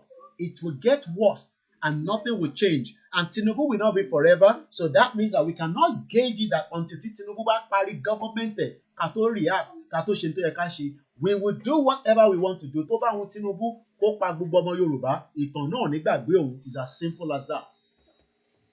We cannot allow Tinubu because he's a Yoruba man. Dawani, I'm a fold answer. No. So now, let's watch the video together as I've prepared it for you. Àwa padà lọ sí, what does Commonwealth means to you? I'm going to mute my mic. Like I said, there's still going to be some few background. Mo kí gbogbo àwọn Koiki Media team, mo kí gbogbo ẹ̀yin tẹ́tí wọlé, ẹ bá mi gbọ́ wọlé share button. Like I said, this is your international platform, and that's why it's called Koiki Media, bringing the world closer to your doorstep. And when we bring other news, mo máa ń rẹ̀ ìkànkàn tẹ́ máa ní yẹn kí lè ṣe pẹ̀lú Yorùbá Nation, kí ni problem ẹ pẹ̀lú yẹn? Ṣé ọ̀rọ̀ Yorùbá Nation nìkan ni mo máa sọ? So when there are news happening, but bí lockdown ṣe wà ní nísìnyí wọ̀ láìkẹ̀, èmi like bí lockdown ṣe wà, bí protest ń lọ ní Turkey, bí protest ń lọ ní Serbia. These are things that makes me happy because ìyẹn ni part of the reason why we say we are different. So kò ń ṣe pé ká kàn máa sọ local news, ká máa sọ news nìkan. No. Èmi ò ń ṣe local media, okay? International media ni wá. So ẹ jẹ́ ká lọ gbọ́ Alex Jones.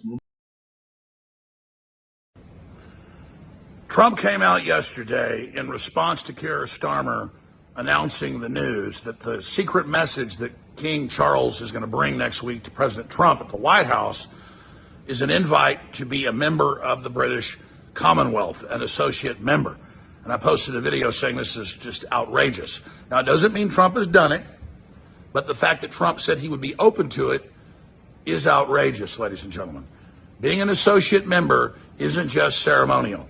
I have covered these commonwealths, and the fact is that means you are affiliated with the British Empire and that the sovereign head of that is the King of England.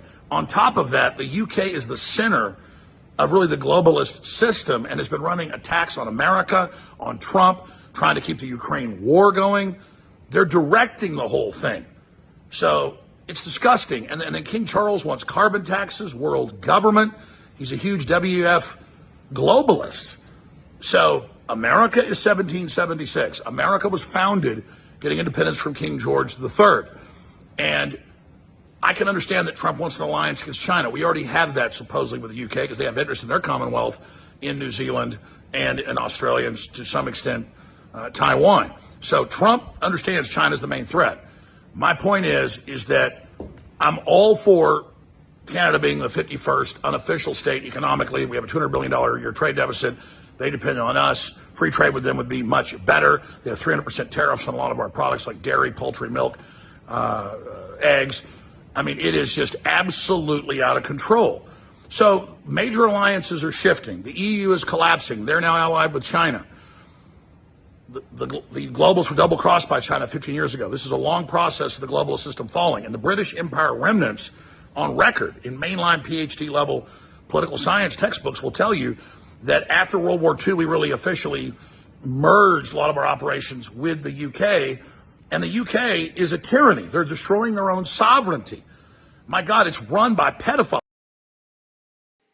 As much as I wanted to listen to it, the way he's saying it, because the backbone don't somebody, I would let it roll again, but our analysis here. Omo Yoruba, if we fail to fight now, we will be doomed forever. If we fail to fight now, and when I mean fight now, we will fight with everything. Our condition, a fẹ́ lọ sílé. Àwọn kan wà nílé wọ́n ti ready. Ẹ̀yin kan máa náwó, ẹ̀yin kan máa jáde tó bá ti pe rally ní abroad. Kò ṣe pé máa fold hands yín. Everybody will fight. Kò ṣe pé ìjà gídígbò la fẹ́ jà. No, ìjà pé a fẹ́ fi this British Commonwealth nonsense a fẹ́ fi sílẹ̀ by fire by force. Nínú ọdún yìí dẹ̀ ló gbọ́dọ̀ ṣẹlẹ̀. Ẹ jẹ́ kí n mute ara mi, kí n jẹ́ kẹ́ gbọ́ dáadáa, kí n wá padà wá ṣe analysis lé lórí. Ẹ má bínú pé mo interrupted. Keir Starmer is the top pedophile protector when he ran the CPS 15 years. Look it up. Everybody knows about this now. So it is normal to be outraged by this and to be concerned. You know, I get a little creeped out when we hear about this new trade deal with Mexico and Canada because that could be rolled into what we thought of as the North American Union. Even if it's, quote, run by the United States, still, we merged with Mexico and Canada. That's like merging with 4 or 5 Californias, all the leftists. So I understand Trump wants America to expand. Greenland makes sense. Panama Canal we built. It's ours.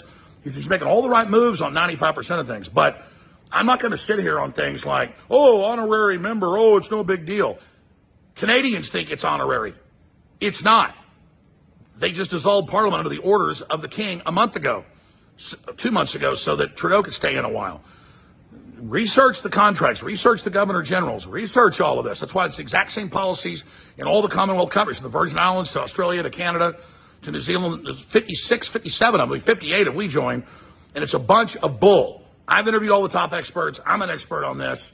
For 800 years, I've trained Jedi. My own counsel I'll keep. For some of the people down there saying, calm down, settle down. You got some people that jump on Trump about everything and make up stuff and nitpick. They're on one end. You got the left way out there, you know, they hate everything. And then you've got some people that just say, whatever Trump does, we should do it. Oh, like deport everybody from Gaza and turn into condominiums? That's wrong. I disagree with that. So I don't want any foreign countries or groups influencing us, involved in our government, just like Israel. The UK is one of the big ones. The EU, the Communist Chinese. I want sovereignty for America, and that's what Trump's all about. So I love Trump. I support Trump. But this crap's a big deal, and they're trial ballooning this stuff. And I'm pretty sure Trump's just being friendly and being nice. And I'm just being very clear that we're having a cultural 1776 worldwide right now. And people don't want to be under the old empires of the EU and the UN. And it was all created right after World War II. The UN, the OECD, all these organizations, NATO. And I like Trump basically getting us out of the World Trade Organization a month ago with reciprocal trade tariff and all that. He's doing all the right moves. So I'm sure this is going to end up being some, maneuver he's got doing this, because the UK knows they're done. The UK knows that their empire was totally tied to us, their whole globalist system. So they're trying to run over to us and have some alliance. We've already had that alliance and they've screwed us over. Not the people of the UK, but the criminals that have hijacked it. We need to liberate the UK. We need to liberate Canada culturally. We need to liberate Germany and the EU like Elon and I have been talking about. Not merge with it.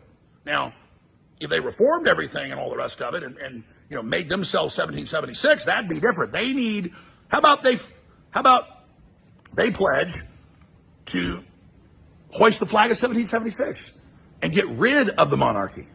How about that? How about that? How about under soft power, Trump's making all the right moves, they come under our system. Oh, it was just ceremonial.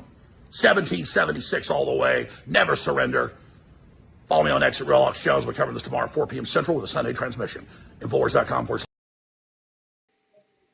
I know a lot of us might not understand what is playing out as we are saying. We are telling Yoruba people that this is the best time in the history of Yoruba people to endorse and support the exit of the Yoruba people from this contraction that Britain put together called Commonwealth. But the argument of some of our elite, that they always think that they are smart, they are more well-read, more educated, to follow the principle of this crazy Commonwealth. You can hear Alex Jones as is a full Trump supporter, but he's saying, no, Trump, we love you, but we can't love you on everything, especially allowing us to go back inside this shithole Commonwealth.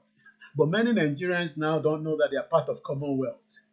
Many Yoruba people that we are telling that the reason why because Mama Brown they be pay kò ṣe pé mo sọ̀rọ̀ sí yín, but ayé yín ti bàjẹ́ pátápátá nítorí àwọn Commonwealth olórí burúkú yìí. Ayé yín ti bá dẹ̀ ní ayé yín àtèmi náà, because I live here and we are still enduring shit hole in this country. A kò dúpẹ́ fọ́lọ́run. So in tó bá mímí máa endure nínú UK, ìwọ tó wà nílẹ̀ Yorùbá tí mo sọ fún pé olórí burúkú làwọn olóṣèlú tó sọ pé kí n shut up, inú Commonwealth tó wà yẹn àdánwò olórí burúkú bá ní ta gbọ́dọ̀ gbára wa sílẹ̀. Tó bá fẹ́ dogun kẹjẹ kó dogun sẹ́, tó bá dogun a máa lọ yanjú ẹ̀. Ukraine àti ọ̀rọ̀ Russia ti fẹ́ níyanjú báyìí after 2 years tó ti jà. Ẹ yé máa bẹ̀rù ogun ẹ yé máa bẹ̀rù ẹ̀. Ogun kan ló ń jà nísìn tá à ń rí lójú ara wa báyìí, tá à ń bẹ̀ wọ́n pé tá à ń pẹ́ tù sí. But when we are running away from the truth, à ń dúró káwọn olórí burúkú Tinubu, àwọn olórí burúkú àwọn governors yìí, àwọn olórí burúkú àwọn gbogbo àwọn politicians yìí tí wọ́n ní ṣoríire, à ń dúró káwọn yẹn wá sọ fún wa pé ká wà ní Commonwealth tó fò kan.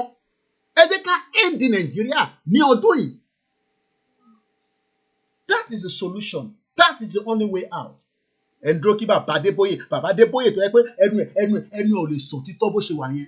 Mo ti pe bàbá yẹn títí mo ní kó lọ lórí puppet kó lọ sọ ìdí reason tá a ṣe gbọ́dọ̀ wà ní Nàìjíríà gẹ́gẹ́ bí ọmọ Yorùbá. Kò lè sọ because bàbá Adébóyè is part of the Commonwealth system.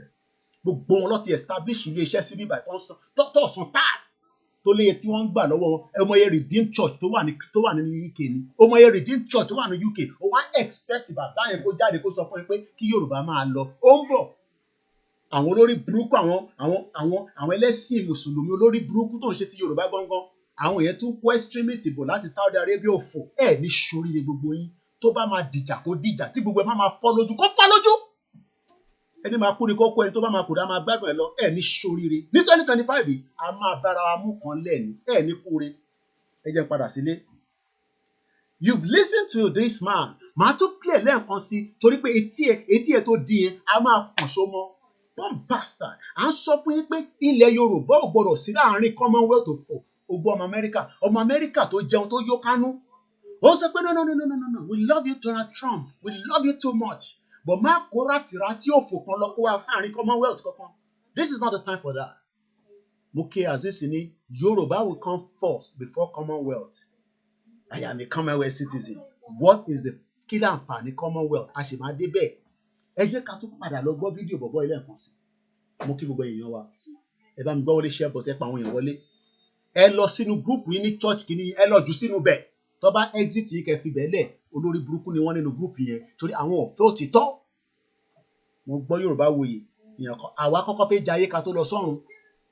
Bàbá tèmi jayé kú ni ó dẹ̀ wà níbi tó dáa báyìí nísìn ó jayé tó fi kú ni èmi gan tí ì rírọ ayé tí bàbá mi jẹ mo tí ì rí jẹ mo half of ayé tí dádì mi jẹ èmi ò tí ì jẹ half of ayé tí bàbá mi tó jẹ èmi ò tí ì ráyè jẹ. Àwọn olórí burúkú kan wọ́n wá ń ṣòfò wọ́n ń ṣe party ní ṣoríire gbogbo yín. Lockdown intro ń bọ̀ lockdown intro ó ń bọ̀. Now let's focus on the conversation. I don't want to get carried away. We are talking about the Commonwealth here now. What is Commonwealth? Americans is already being awoken. Because when people are sleeping, somebody must awake them. As we were all sleeping, Igboho woke us up from the problem. 3 years now, we can all see the end result. Igboho tó wà nùdù lásán concept, ó ń dẹ́rù bà gbogbo Fúlàní tó wà nílẹ̀ Yorùbá. Ó ti wà ní Kútọ́nù nísìnyí, wọ́n mọ̀ pé kó tẹ̀ tó dé wá ti pa yín ṣégè. Ẹ̀rí bá Gani Adams nísìnyí kò níbi kankan tó lọ. Imagine tó bá jẹ́ pé Ìgbòho wà ní sókà tó bá kọ̀ gbọ́ pé Sàírì lẹ̀ jáde nínú ilé ẹ̀ wọ́n mọ̀ bí ọ̀dọ̀ wọn ló ń bọ̀ wọ́n wọ̀gbẹ́ lọ nìyẹn wọ́n bẹ̀rù kò sẹ́ni kankan náà àwọn Fúlàní tó bẹ̀rù Ìbà Gani Adams. Adẹ̀pọ̀n lé la ṣe fún ní ìbáni torí èmi expect Aláàfin ti sin gan kó yọ dànù torí kò ní àǹfààní kankan tó ń ṣe fọ́mọ Yorùbá. Let's come back to Alex Jones. Ó láwọn ọ̀rọ̀ tí Alex Jones yìí ń sọ. So what I'm gonna do now is tó bá ti ń sọ̀rọ̀ lọ tí bá ti débi pointer tí mo fẹ́ lò ń bẹ́ẹ̀ máa pọ̀sẹ̀ màá wá expatiate màá ṣàlàyé fún ìwọ tétí ẹ̀ ti di ọmọ àlè olórí burúkú ọmọ òfò torí pé tó bá ń ṣọmọ òfò ni à ń sọ fún ẹ pé Nàìjíríà wà nínú Commonwealth tá a wà nínú ẹ̀yẹn òfò àtàdánù ni ṣoṣù díẹ̀ pẹ̀lẹ́ òfò àtàdánù ni Commonwealth tá a wà nínú ẹ̀ and we gotta pull out. A máa gbà by force ni kò ń ṣe pé a máa gbà pẹ̀lú sùúrù kò sí nǹkan tó jẹ́ sùúrù a máa gbà by force ni torí pé force lọ fi fáwa náà ní amalgamation àwa náà máa gbà by force ni ní tí force bá dẹ̀ mí ìfún ẹ náà ló mú ìfún ẹ jẹ́ ká jọ gbọ́ Alex Jones tí bá ti débi tí mo fẹ́ lò máa mute ẹ̀ sódà kí n má bàa gbàgbé ẹgbọ́n sókè Alex Jones.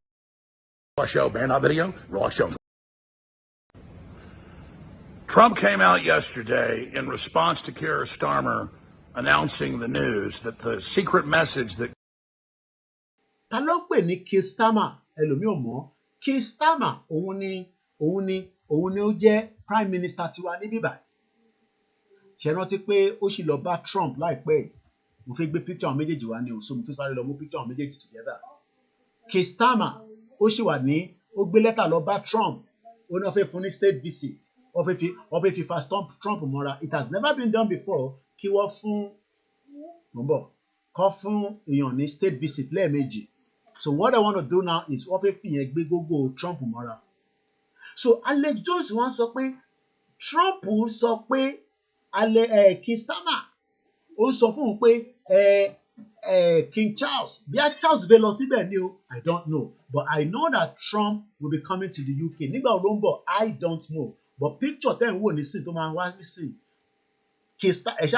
Trump more. Keir Starmer is the one on the left, is the UK Prime Minister. So Alex Jones is now telling us something. King Charles is going to bring next week to President Trump at the White House is an invite to be a member of the British Commonwealth. Only King Charles is coming to America and is bringing opportunity for America that they should join back and become a Commonwealth organization. This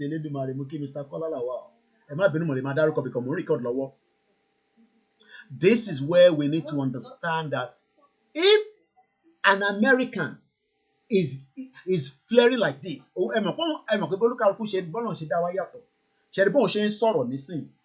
gain 1.4 million. Àwọn tọ̀dọ̀ ti wá níbí báyìí tí mo ti sọ̀rọ̀ kó àtòbò ní bá mi pín rọ̀rọ̀ báyìí Fúlàní máa pa ṣégè sí lára ká tó débi tá à ń lọ. Because this is the kind of program that you need to share to your church, to your mosque, and all your traditionalists, and all your school friends, that what is the benefit of Yoruba people in that shithole Commonwealth? Now, King Charles, from what we are hearing, might be traveling to the US. And when he goes there, he wants to present to Trump that they should come back and become member of the Commonwealth. Right now, àwọn mélòó ni member Commonwealth? How many are the members of this Commonwealth? Common. These are all the countries that Britain colonized. America ti gbara wọn sílẹ̀ ní 1776. Wọ́n tún fẹ́ gbé wọn ní gógó. Wọ́n fẹ́ gbé wọn ní mugun. Pé kó padà wá. And this is where this man is now saying, no, we can't come back. So what I'm going to do now is, I want to take us to the back, to my back end, because I have some things lined up already for us. So let me quickly bring that in, because today's program is focused on the Commonwealth. So I've managed to open few things that we will learn from. So I want to bring that in quickly. My name is Olamide Koiki. If you've never come across my program, this is your first time, please share it and invite others to do so. So what we're going to do right now, while we still have Alex Jones there, I want to remove him and bring this in. So that is a picture right there of the Prime Minister and the American President, Donald Trump. But now, for you to understand all this Commonwealth, there are a lot of things that we can review on, and I've prepared them for us. So I think we should start with this. This one will give us a kind of discussion. It's about 26 minutes. This video was 6 years ago. The topic is the Commonwealth still relevant? Kini relevance of Commonwealth is the question. And as I want you to look into this, why should we as Yoruba people in this DNA be part of this shit-hole Commonwealth under Nigeria? When we pull out of Nigeria, we will renegotiate our stake with Britain, whether not as a Commonwealth citizen anymore, but as a country of our own where we can have cordial relationship. Don't expect Dele Momodu to tell you all this. Don't expect any of your criminal, politicians to tell you all this. Don't expect them, because none of them are interested in your life. Our life, and this our life is very, very important. And right there, you can see Igboho as we were delivering our letter. Whether Britain accept that letter or not, we will pull out of the structure of the Commonwealth. So picture 10 in background is Igboho as we were going into number 10 Downing Street last year. And now, let's go and listen to this particular video. And then we will come back, continue to review one step at a time.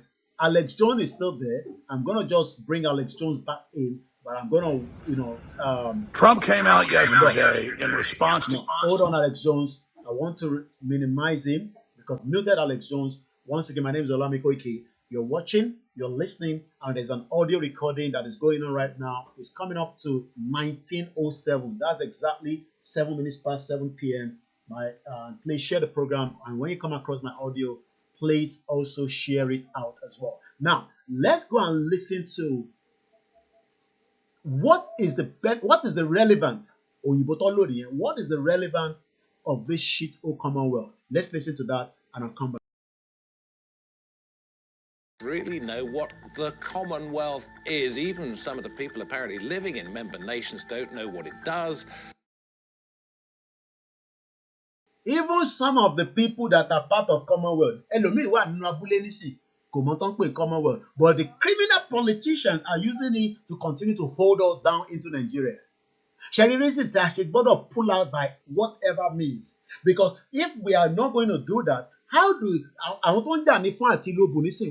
Commonwealth? Some of them, not Google, some of them knows, but the majority might not know, because what they understand really what Commonwealth is all about. They just want to live their life, they want to have a peace life, they want to move forward, they want to marry.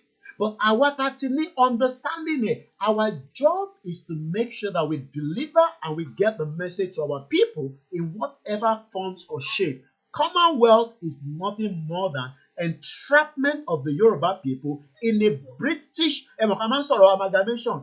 Amalgamation ain't a tick there, but Commonwealth is always like a refresher. Hey, we are part of the Commonwealth. we need now to end being part of this Commonwealth so that we can have a better life. A máa padà sọ́dọ̀ Alex Jones, but mo fẹ́ gbé lọ sí the round table discussion how they were talking about Commonwealth. Koiki Media bringing the world closer to your doorstep.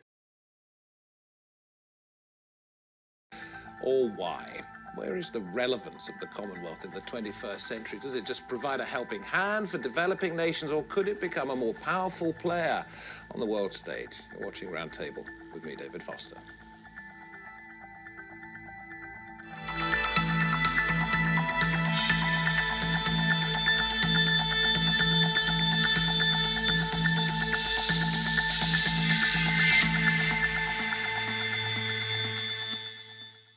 Well, last week, the heads of Commonwealth nations met here in London. Most of the 53 countries had been former British colonies. Times have changed. Has the Commonwealth changed with it?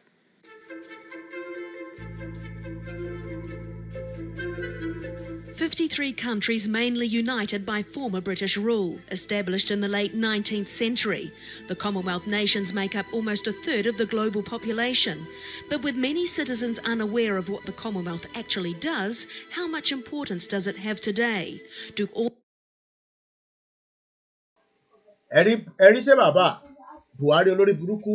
Many citizens in Nigeria does not even know what Commonwealth is all about. Yet, our president is coming to represent us. How does that make sense? Sheri Buhari ni anyway. Can you see him as part of the Commonwealth world leaders? I think that is Theresa May. Nígbà tí Theresa May jẹ́, we're having problem with my Facebook. I'm not sure why it's not coming back on. So I don't know whether we are still live on it or not. But I hope we are still live on all the other platforms. For a few seconds, and you know what? Once again, this is Koiki Media bringing the world closer to your doorsteps as we continue to, give us all the updates regarding Yoruba Nation and while we are still live on the broadcast. So I don't know whether we are still live because Okon Road is by so I'm not sure what's going on.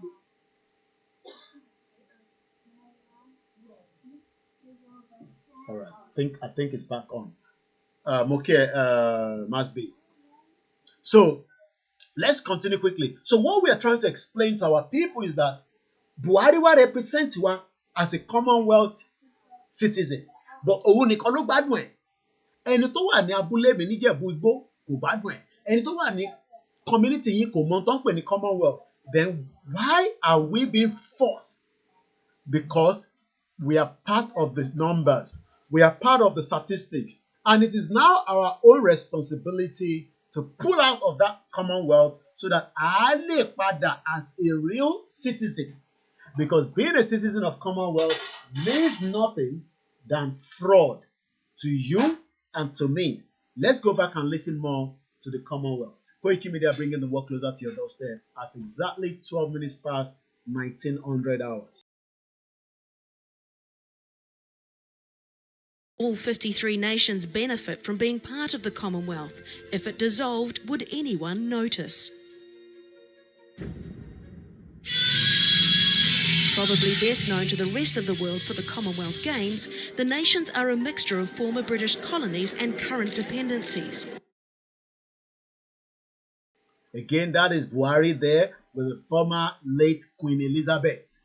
Sheri Buhari níbẹ̀, the same Buhari tó pa 28,000 Yoruba people, the same Buhari that brought in Fulani. Ṣé agenda Britain ni pé to keep us in this Commonwealth and keep us in the poverty level, make ayé wa kó má ní ìlọsíwájú, and then continue to deceive us, and then take some of our best brain wá fáwọn yẹn ní few scholarship. All this is something why we need to say we are tired of being part of the Commonwealth, but kò lè sọ pé we're tired. Ẹ gbọ́dọ̀ ní alternative, and the alternative is having our own independent Yoruba country. My name is Olami Koiki. Please share the program and let us continue to listen to what is the relevance of being a Commonwealth citizen.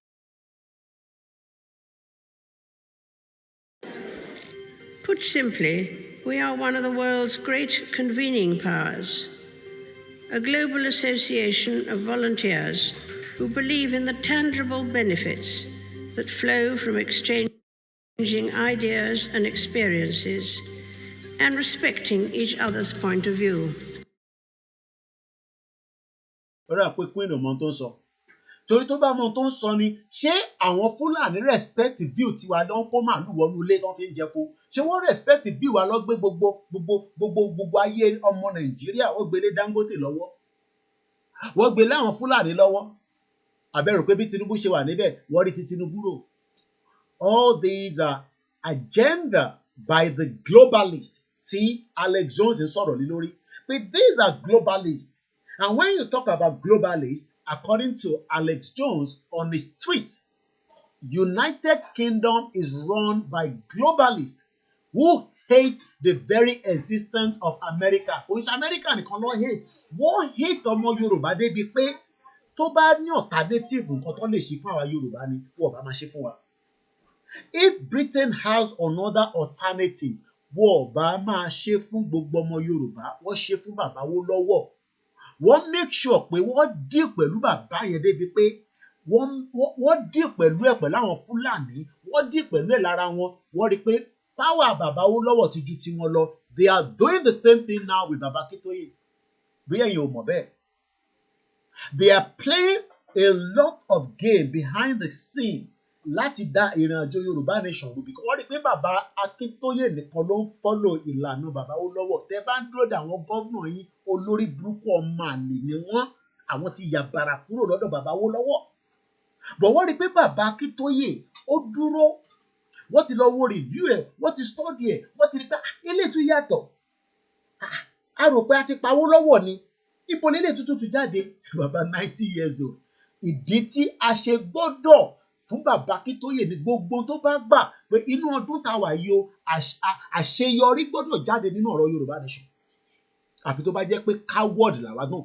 Mo dẹ̀ mọ̀ pé kì í ṣe coward like I always say, but mo máa ń fẹ́ lo language yẹn kó lè wake spirit wa up, because àwọn Britain ti study bàbá Akintoye. Wọ́n study bàbá Akintoye ni, wọ́n study ẹ̀. Tá ò bá tẹ̀ bọ́ bàbá Akintoye tẹ́lẹ̀, Ìgbòho gbé lẹ́tà débẹ̀. Ìgbòho mọ òòṣà, ìṣà Olódùmarè. Ó gbé lẹ́tà lọ́dọ̀ bàbá King Charles. Ẹ rò pé Prime Minister la gbé lẹ́tà lọ fún ni? King Charles la gbé lẹ́tà lọ fún. King Charles ni a ní kọ́ hand letter fún, because King Charles ni ó jẹ́ ẹni tó darí United Kingdom. Prime Minister tẹ́ ẹ̀ rí nísàlẹ̀ yẹn, bọ̀ìbọ̀ì lòun. And you can see why it is important that Yorùbá nation, wọ́n gba síbí gba sọ́hùn, wọ́n gba síbí wọ́n gba sọ́hùn. Wọ́n rí pé àwọn tó ń sọ̀rọ̀ yà àwọn product bàbá Awólọ́wọ̀, ibo làwọn ilé ti jáde. Ṣèbí Kóìkì bí àríwá ló ń gbé, báwo ló ṣe tí wọ́n ń sọ̀rọ̀ báyìí? Wọ́n ti rí pé product Awólọ́wọ̀ làwa. Àwọn tó tẹ́lẹ̀ mo ní dárúkọ gbogbo wọn tán ṣòfò àtàdánù tán náà àwọn ṣe Association of Nigeria ní UK. Àwọn ò lè sọ̀rọ̀ nítorí pé wọ́n sì fẹ́ jẹ lára white collar job àwọn Britain. I don't know what is going on here. I don't know whether our Facebook has shut down, but it seems so. So for me a few seconds to review it and see what is going on, because our live is not coming on onto the Facebook. So I need to quickly check whether we are still live or ó ti disconnect. So we got to start it quickly. Mo kí gbogbo èèyàn wa lẹ́ẹ̀kan sí. Mo ń bọ̀ mo ti lọ. So in tí mo ń sọ ni pé this is the reason why àwa ti generation ti sìn, tẹ́ bá dúró de àwọn generation lórí burúkú tó ti fi tiwọn kó bá wa. Àwọn Ọbásanjọ́ ni o, àwọn kinní kan ni o. Àwọn product Britain ni wọ́n ń ṣe product bàbá Awólọ́wọ̀. Wọ́n kì í ṣe product bàbá Awólọ́wọ̀. Facebook kan péré ló ṣì ń operate. Facebook tó kù ti shut down. So again, sorry started. Ẹ má bínú èèyàn wa. Àwọn kì í ṣe product bàbá Awólọ́wọ̀ rárá. They are terrible people and they remain terrible. And this is the reason why tí a ṣe gbọ́dọ̀ ṣe kí ni? A ṣe gbọ́dọ̀ sọ pé a lè gbà.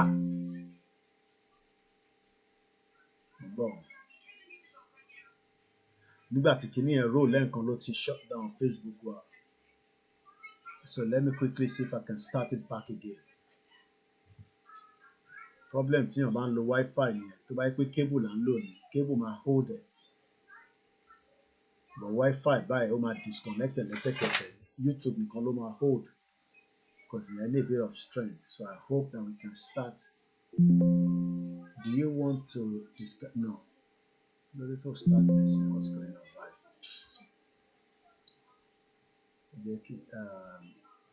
Synchronize. No, not synchronize. Start on your own. Start. We're finding it difficult to start back the Facebook. Yeah, I struggle to start up by that. Yeah, my life is the phone that if you share any of course. But I think of Madame and Yoruba, what's going on this year?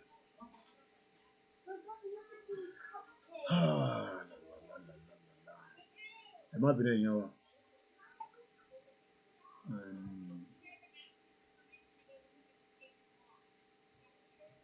What's going on now?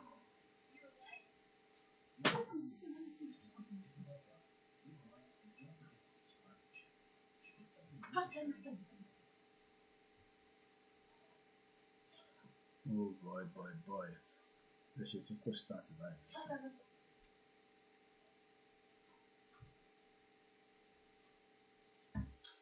Alright, I think I'm just gonna start it with the phone because if not, don't come off it that one drone.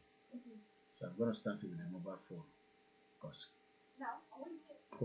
pick the software on why. Try to start it. Do you want to discard delay? No. Okay, yes. I think it's difficult to start it back after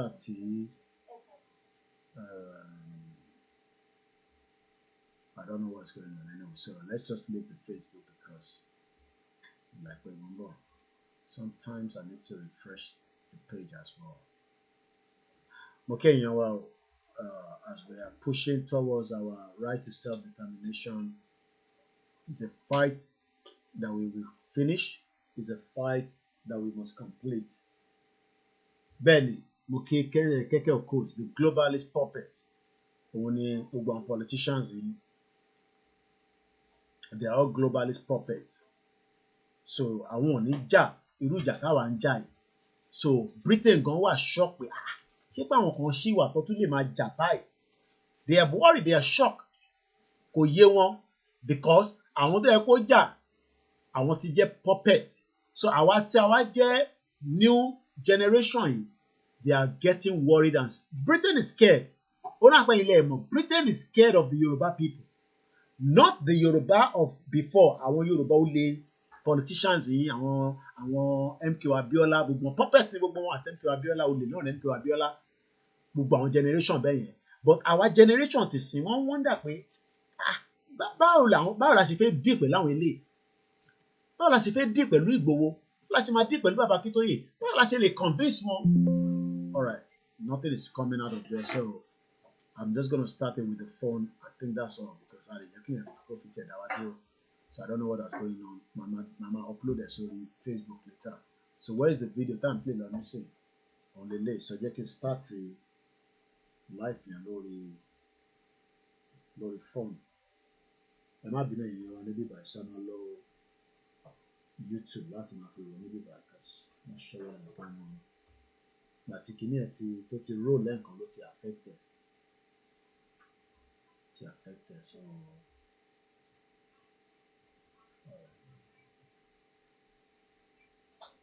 okay, so let's leave it like that.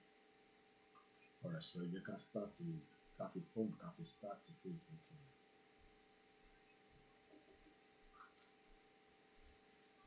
Oh boy.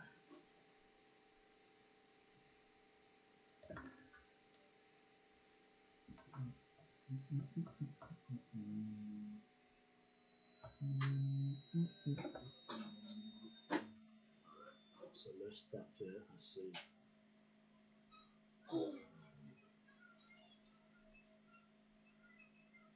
Please. I'm told Facebook I should down for that so go live. Alright, so that's good. Alright. Now let's go back to our video. Queen. Ẹ má bínú ẹ̀yin for that interruption. So bí ṣe ń sọ lọ lórí kí ni the relevant. So our video we're looking at the video, and the video is giving us the background of what is the relevance of being part of this Commonwealth. What does it mean to you? What does it mean to my family, your family, and the millions of Yoruba people back home?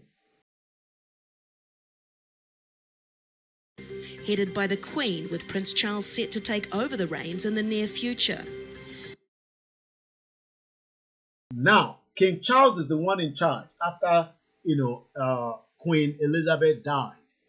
So, ẹni tó gba oyè yẹn nísìn, tó jẹ́ ẹni tí gbogbo wa, ó dà pé ẹ understand, ẹni tó wà in control wa, tó ń darí gbogbo wa, òun ni King Charles. Because òun ni the head of the Commonwealth. And the head of the Commonwealth, gbogbo àwa tá wà lábẹ́ ká jẹ́ all these 53 countries. Gbogbo wa pátápátá, including you and me, gbogbo wa la wà lábẹ́ King Charles. But the only way we can become fully independent, ìyẹn ni Alex Jones ṣe sọ pé no. Trump má ṣe mistake. Ẹ jẹ́ ká tún lọ gbọ́ Alex Jones yẹn lẹ́ẹ̀kan sí ká tó padà sọ́dọ̀ fídíò tá à ń wò yẹn ká lè fi ní understanding ẹ̀. Àbọ̀rọ̀ mòye yín nísìn. Ṣé lè lókè ò ṣe lókè ní sétí? Mama. Hello. Ṣé lè fi kiri sétí tọ̀tọ̀tọ̀ wọ́n fi ó tà wá sí bíbá? Ó dẹ̀ máa fún mi ní copyright ni. So ẹ jẹ́ ká gbọ́ in tí Alex Jones sọ lẹ́ẹ̀kan sí. Keir Starmer announcing the news that the secret message that King Charles is going to bring next week, President Trump. Ṣé gbọ́, the secret message that King Charles is going to bring to U.S. President Donald Trump. What is the secret message? Ẹ jẹ́ ká gbọ́. The White House is an invite to be a member of the British Commonwealth. Pé kí America wá di member of the Commonwealth. Nígbà tí America ti gba independent wọn ní 1776, àwọn ti jára wọn sílẹ̀. Àwọn ti dá dúró as an independent country. But our Nigerians, tájọ́ ọmọ Yorùbá, àti wà independent because abẹ́ King Charles la wà, ìyẹ́ ẹ̀ ti kú, òun ni wọ́n gbé agbára lé lọ́wọ́ nísìn. Òun ni àwa ń jẹ́ là ń tẹríba fún. Àṣẹ tó bá pa, òun ni wọ́n ń gbọ́ ní Nàìjíríà. Àṣẹ tó bá pa, òun ni wọ́n ń gbọ́ ní gbogbo other 50 country plus tí wọ́n wà. But for us to be fully independent, òun ni pé ká endorse, ká support Yorùbá nation. Tó bá ṣe sọ pé ká lọ ṣe election, ká ṣe restructure, ó ṣì wà lábẹ́ Commonwealth ni. Tá bá pull out, we will have good relationship with Britain, but not under the shit-hole Commonwealth, just like Alex Jones still wake up minds àwọn US citizens pé look, we can love Trump, but eléyìí tó fẹ́ gbé kò ṣe ìgbésẹ̀ tó dáa. Ẹ jẹ́ ká gbọ́ díẹ̀ sí nípa tí òun sọ ká tó máa tẹ̀síwájú. Mo kí gbogbo ọlẹ́ẹ̀kan sí. Associate member, and I posted a video saying this is just outrageous. Now, it doesn't mean Trump has done it, but the fact that Trump said he'd be open to it is outrageous.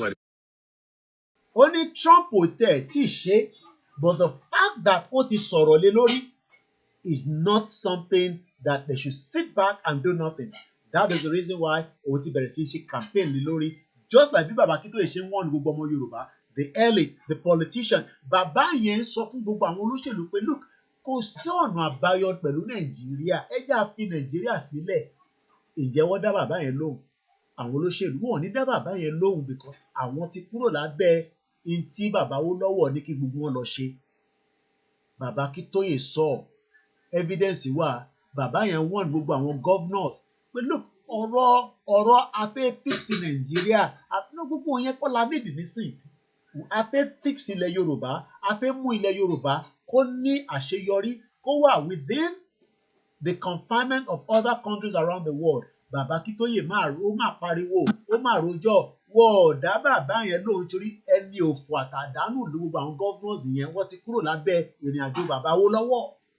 Ẹni tó dẹ̀ gbé ìrìn àjò bàbá Awólọ́wọ̀ dání wọ́n ọ̀rẹ́dì láti gbọ́ tiẹ̀. Ìyẹn làwa náà ṣe máa wá takú nígbà tá a bá jáde fún night vigil pé nígbà fún gbogbo yín. Ẹ jẹ́ agbọ́n tí bàbá wa alànà sọ fún àwọn olórí burúkú gómìnà yín tó gbọ́. Ẹ jẹ́ lọ gbọ́ díẹ̀ nípa ìtọ́sọ ní some few weeks.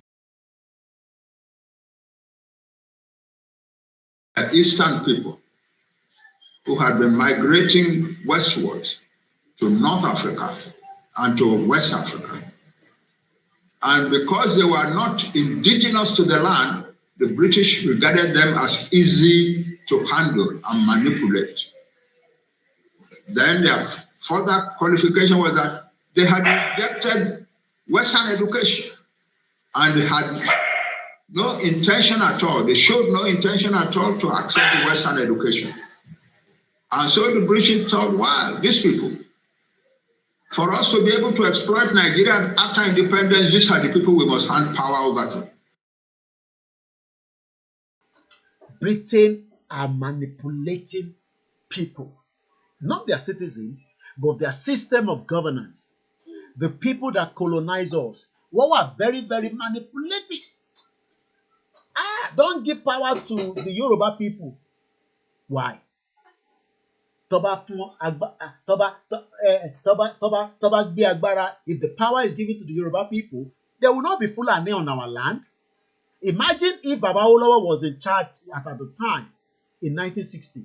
Could he sing Otonje Fulani? Because Britain already sat down with Baba Olowo in 1957-58 when they were having the Lancaster Conference. I've talked about this many times. So they have already seen the brain power of Awolowo and the people that were working with Awolowo.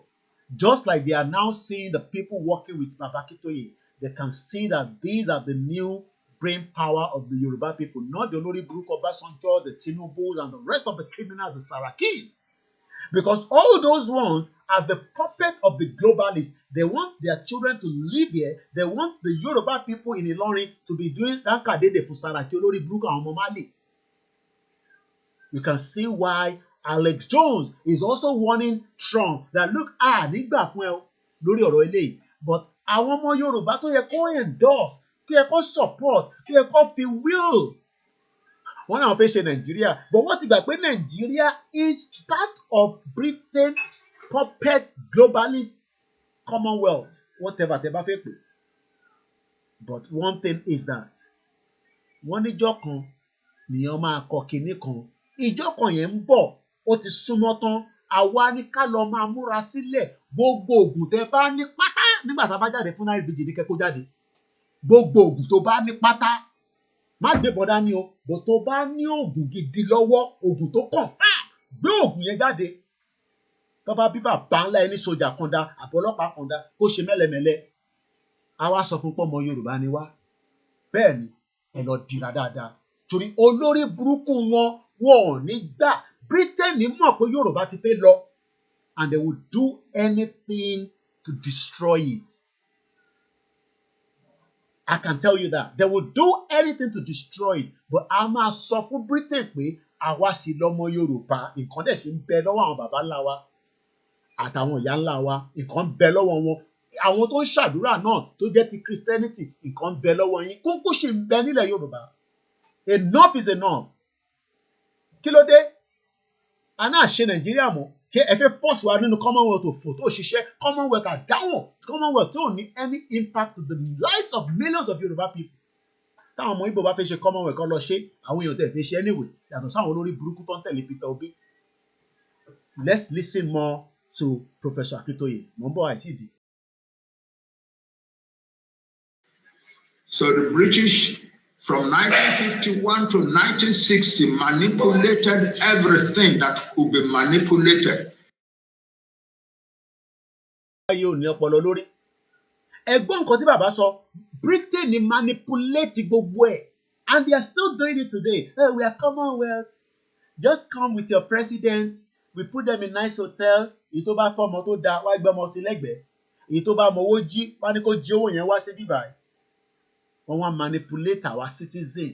Àwa dẹ̀ tí wá jágbọ́n mọ́ wọn lọ́wọ́, kò ń ṣàwọn lórí burúkú ọmọ Yorùbá tó gbé ní bíbá tó náà wọ́n fẹ́ Yorùbá nation. Báwo ló ṣe máa náà fẹ́ Yorùbá nation? Ọmọ òfò nìyẹn, bàbá òfò nìyẹn, ìyá òfò nìyẹn, ẹ̀yin olórí burúkú bọ́n bastard, ẹ̀yin olè, ẹ̀yin náà tún di puppet.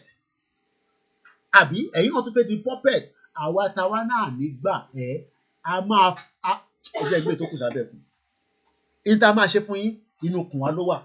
Eléyìí tá à ń fà yìí, ẹni tó bá fẹ́ kú kó kú, ẹni tó bá máa kú ló máa kú.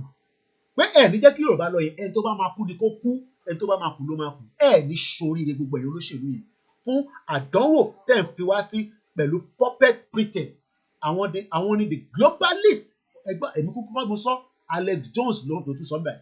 United Kingdom is run by globalists. Àwọn ló ń dictate the kòkó fún wa. Àwọn ló ń dictate the price the petrol wa. Àwọn ló ń dictate the price the crude oil fún wa. Ṣé ayé wọn nìkan la wá ni?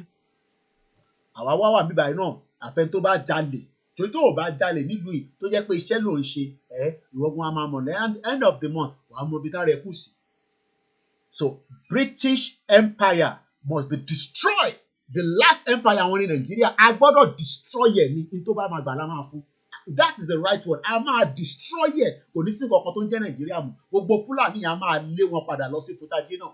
Ẹni tó bá máa kú ni kó kú. Gbogbo ògùn tẹ bá ní pátá ẹ lọ máa prepare sílẹ̀ ẹ lọ máa tún sá.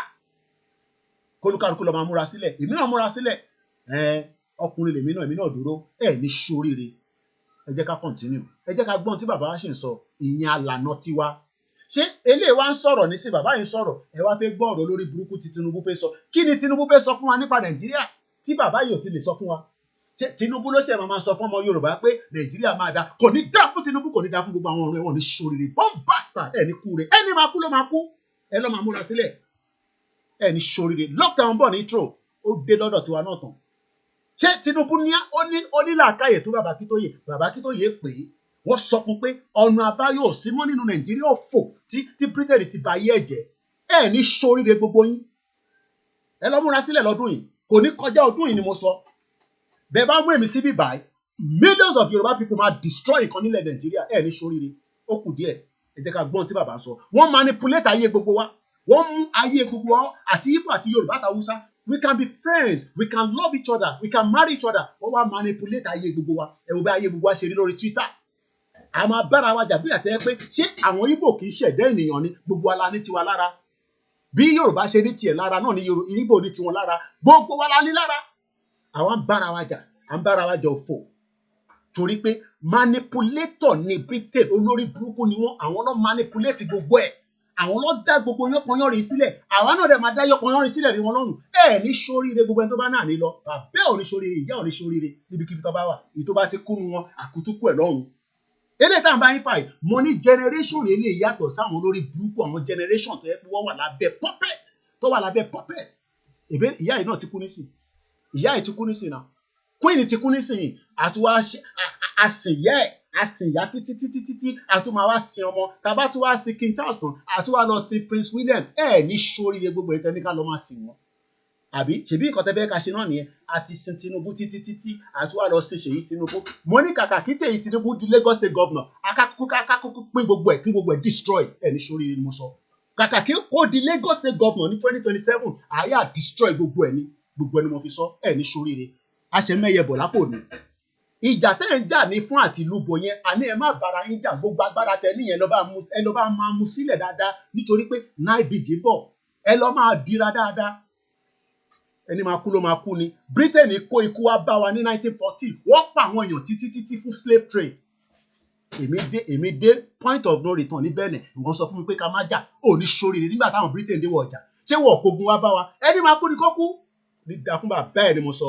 Ẹ̀gbọ́n tí bàbá Akíntóyè ṣe ń sọ mọ́ tí fẹ́ gbọ́ ti King Charles àti yẹ ẹ jẹ́ gbọ́ bàbá tiwa. Bàbá 90 years old ẹ wá ní káwa wá gbọ́ sẹ́nu àwọn olórí burúkú àwọn Fáyọ̀ṣe àwọn olè àwọn tẹ́ pé bọ́ ṣe máa dóbò bọ́ ṣe máa dán àwọn kéékèèké tó máa ra lẹ́sà abroad ìyà ń jẹ gbogbo àwọn ọmọ wa labroad àwọn ọmọ tí yín tó bá jẹ́ pé orí tẹ̀yìn tẹ̀ pé labroad ni ẹ máa kí ṣépè fẹ́ni tẹ̀ wà labroad àwọn ọmọ yín ò lè lọ private school àwọn olórí burúkú yẹn wá ń kó àwọn ọmọ tí wọ́n wá sí private school labroad lamẹ́ríkà ní Canada a máa jó gbogbo ẹ̀dẹ́ lẹ́ẹ̀ ní ṣoríire ní máa kúri kó kú bomb bastard. Ẹgbọ́n sókè bàbá mi dáadáa Akíntóyè mo sọ fún yín pé ní mídíà tó dáa mo sọ fún yín ẹ mọ̀ pé gbà tí mo tún wá sí bẹ́ẹ̀ ni mo tún wá ṣe refresher ni mo rí yín tán èmi náà ti dé tán kù díẹ̀ ẹni tó bá náà ní dé là ní bá ẹni tó bá ní mo ò ní dé mo ò ní dé bẹ́ẹ̀ ni mo sọ bí ṣe ń lo ti babaláwo mo lo ti Jésù mo lo tàfà à máa pẹran ní tó bá ti ń ké Kùránì tán máa bọ Ògún ni ẹ bá rán Ògún sí mi máa rán padà sí yín mo ní ọ̀rọ̀ tá à ń fa ìyá máa fà tó délẹ̀ ni bomb bastard èèyàn lórí burúkú èèyàn lòṣì ọmọ Yorùbá ń takọ ọmọ Yorùbá pé ìran Yorùbá fẹ́ lọ ká lè wà nínú Commonwealth a ti sin Mama Elizabeth àwọn forefathers wọn ló kó wa sẹ́rú àṣẹ Elizabeth yẹn títí tó fi kú ni àtúntò ń sin King Charles lọ báyìí King Charles náà bá tún kú àtúntò lọ sí Prince William ní sóríire gbogbo yín pátápátá ẹgbẹ́ òsókè bàbá Akíntóyè. The sizes of the regions, the borders of the regions,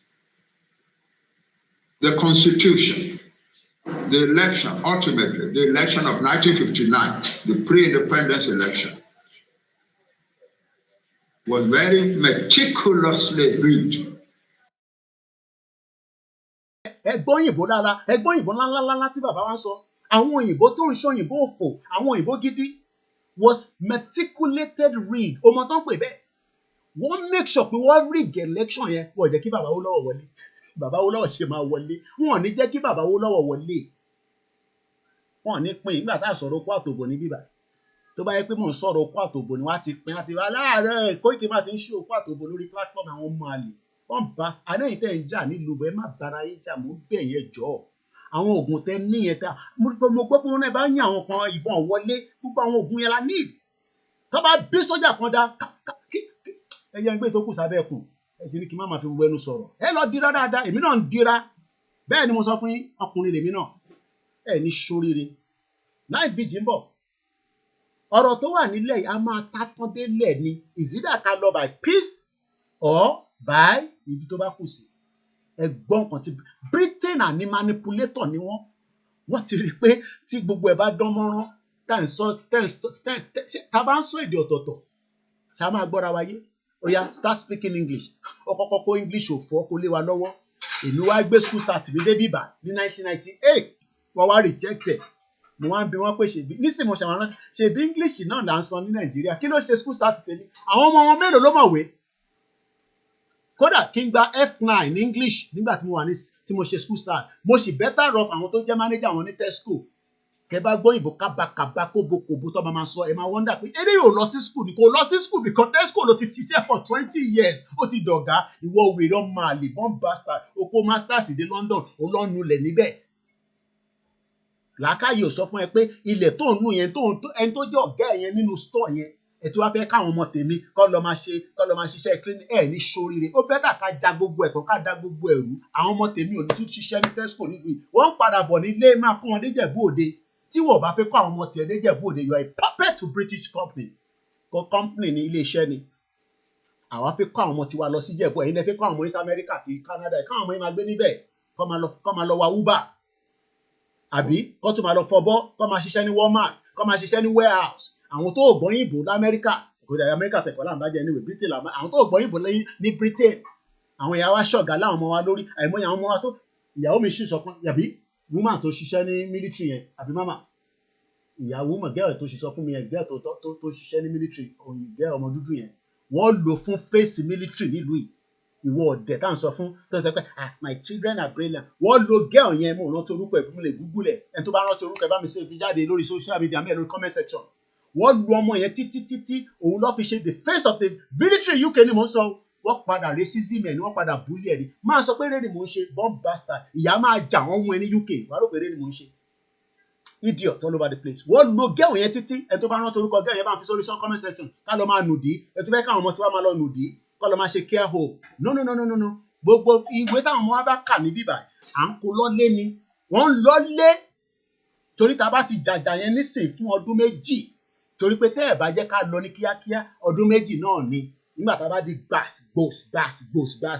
wá kó gbogbo ara sórí round table àlọ́ yanjú ẹ̀ èmi dẹ̀ mọ̀ pé kò lè tó 2 years àwa kọ́ àwọn ọmọ dáadáa àwọn ọmọ yín tó ti kàwé tó ní knowledge èmi ò kúkú kàwé kọ̀ọ̀kan wọ̀ jẹ́ ká kàwé ìwé ò ló fẹ́ kà ṣé n tó níwèé ló máa kàwé ṣé n tó fún níwèé ní kíákíá ló máa kàwé ló máa lọ sí yunifásitì ẹ̀yin tẹ́ wá dé lánàá ẹ fẹ́ lọ sí business center student visa ṣé student òfin ìpè iṣẹ́ tó máa ṣe yẹn àwa wà nù country à ń ṣe 40 hours plus another 40 hours àìtí lè sanwó school ìwọ tó dé tó fẹ́ ṣe 16 hours tó fẹ́ fi sanwó school orí ò pé bomb bastard ìyá máa jẹ ṣégè sí ẹ máa bọ̀ ní London àwa ta ní full time ta lè lọ ṣiṣẹ́ full time a lè padà sí school torí tó bá lọ sí school báwo ló fi take care ọ̀ wẹ́rẹ́ fi take ọmọ àwa ń dọ́gbọ́n àwọn èèyàn Nigerians nìkan ló máa dé class ló máa sùn tó máa ń lecture ẹ̀yin ló máa lọ́jọ́ kò sí ó ti sùn lọ ti ṣiṣẹ́ security mọ́jú ẹ̀yin bàbá òfò àwọn apariwo Yorùbá nation yìí wà ní UK sọ pé ká dákẹ́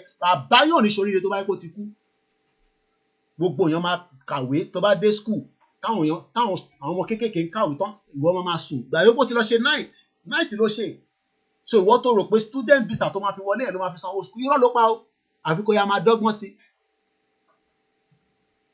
Let's continue. Ẹ jẹ́ agbọ́n tí bàbá sọ wọ́n make sure pé wọ́n rig election yẹn wọ́n jẹ́ kí bàbá wa wó lọ́wọ́ wọlé.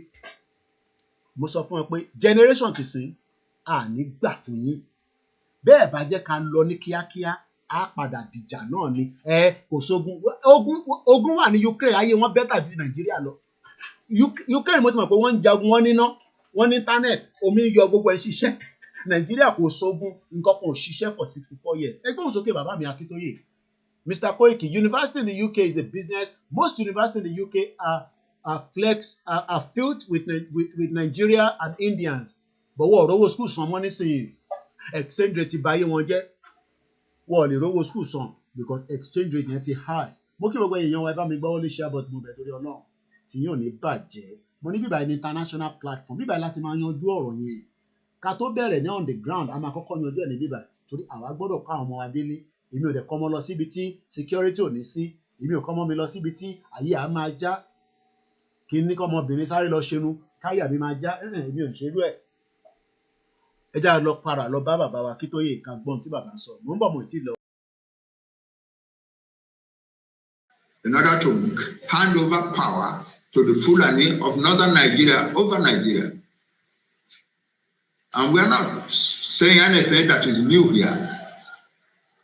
Even the man who was chairman of the group, of the British colonial group that masterminded the secret operation that produced the rigging for the North, has written in his memoir, and he has appeared on television a number of times. That is Harold Smith. Apàdà wa lọ́dọ̀ bàbá Akíntóyè. Ẹ jẹ́ ká tún lọ gbọ́ Alex Jones. The reason why he's now telling Trump, look, you cannot join back any organization called Commonwealth. Ẹ jẹ́ gbọ́ Alex Jones. Ladies and gentlemen, being an associate member isn't just ceremonial. I have covered these Commonwealths, and the fact is that means you are affiliated with the British.